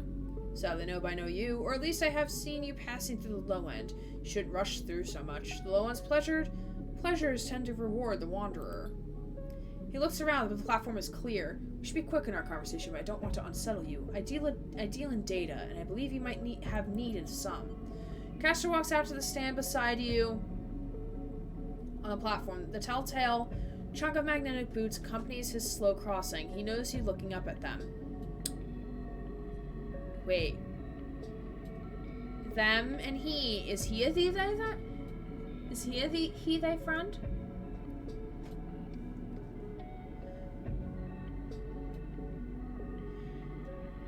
I don't much like it up here, he explains. I hear there was some trouble at the Haven shipyard when they announced the results of the crew lottery. I was there.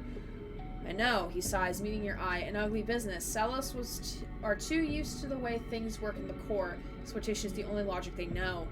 You just shut the side reel. You know why they built this monstrosity in the eye? Control. Certainly, there is no corporation oversight out here, but that's not all. He stares at the pristine yellow hull. Celis built it here, says Castor gravely, because they didn't want anyone to know it exists. He rubs his forehead, and secrecy is something I cannot abide. He turns to face you. There are people being loaded onto the ship as we speak. Sleeping people locked in cryo sleep like the person that you were emulated from. There are hundreds of them, and Celis wants to send them out on a planet at the edge of the settled systems without anyone knowing where it is.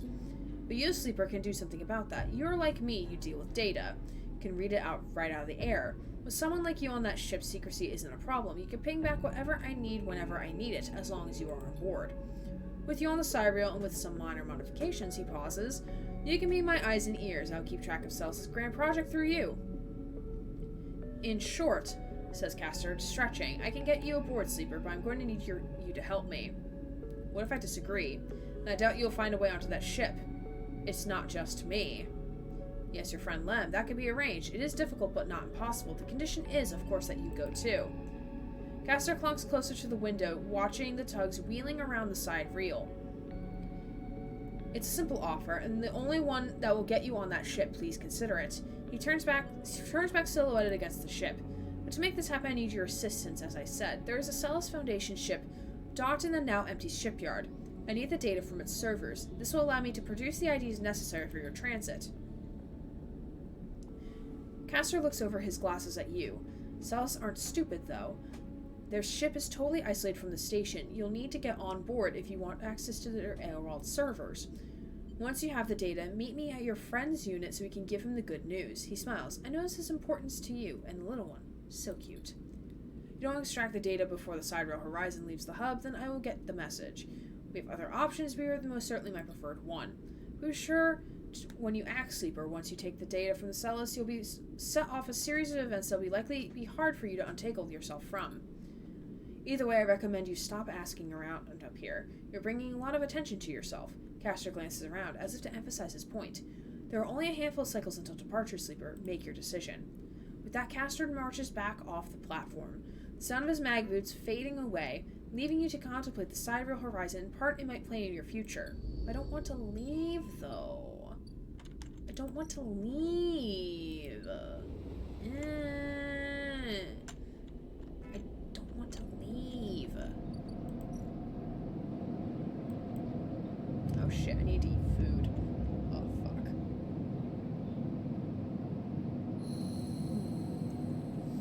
Oh god, I did not realize how late it was. Oh fuck. We've been streaming for 4 hours. Fuck. Damn. Food? Food. Food. God. Alright, I think I'm calling it here. Yeah, I really don't want to call it here, but I think we have to call it here. So I think next Sunday, we'll probably finish the game. I think we'll finish the game next Sunday. Because there isn't much left to do. Let me switch over to tea time.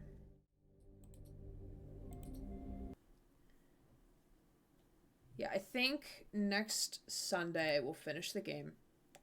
And then we will...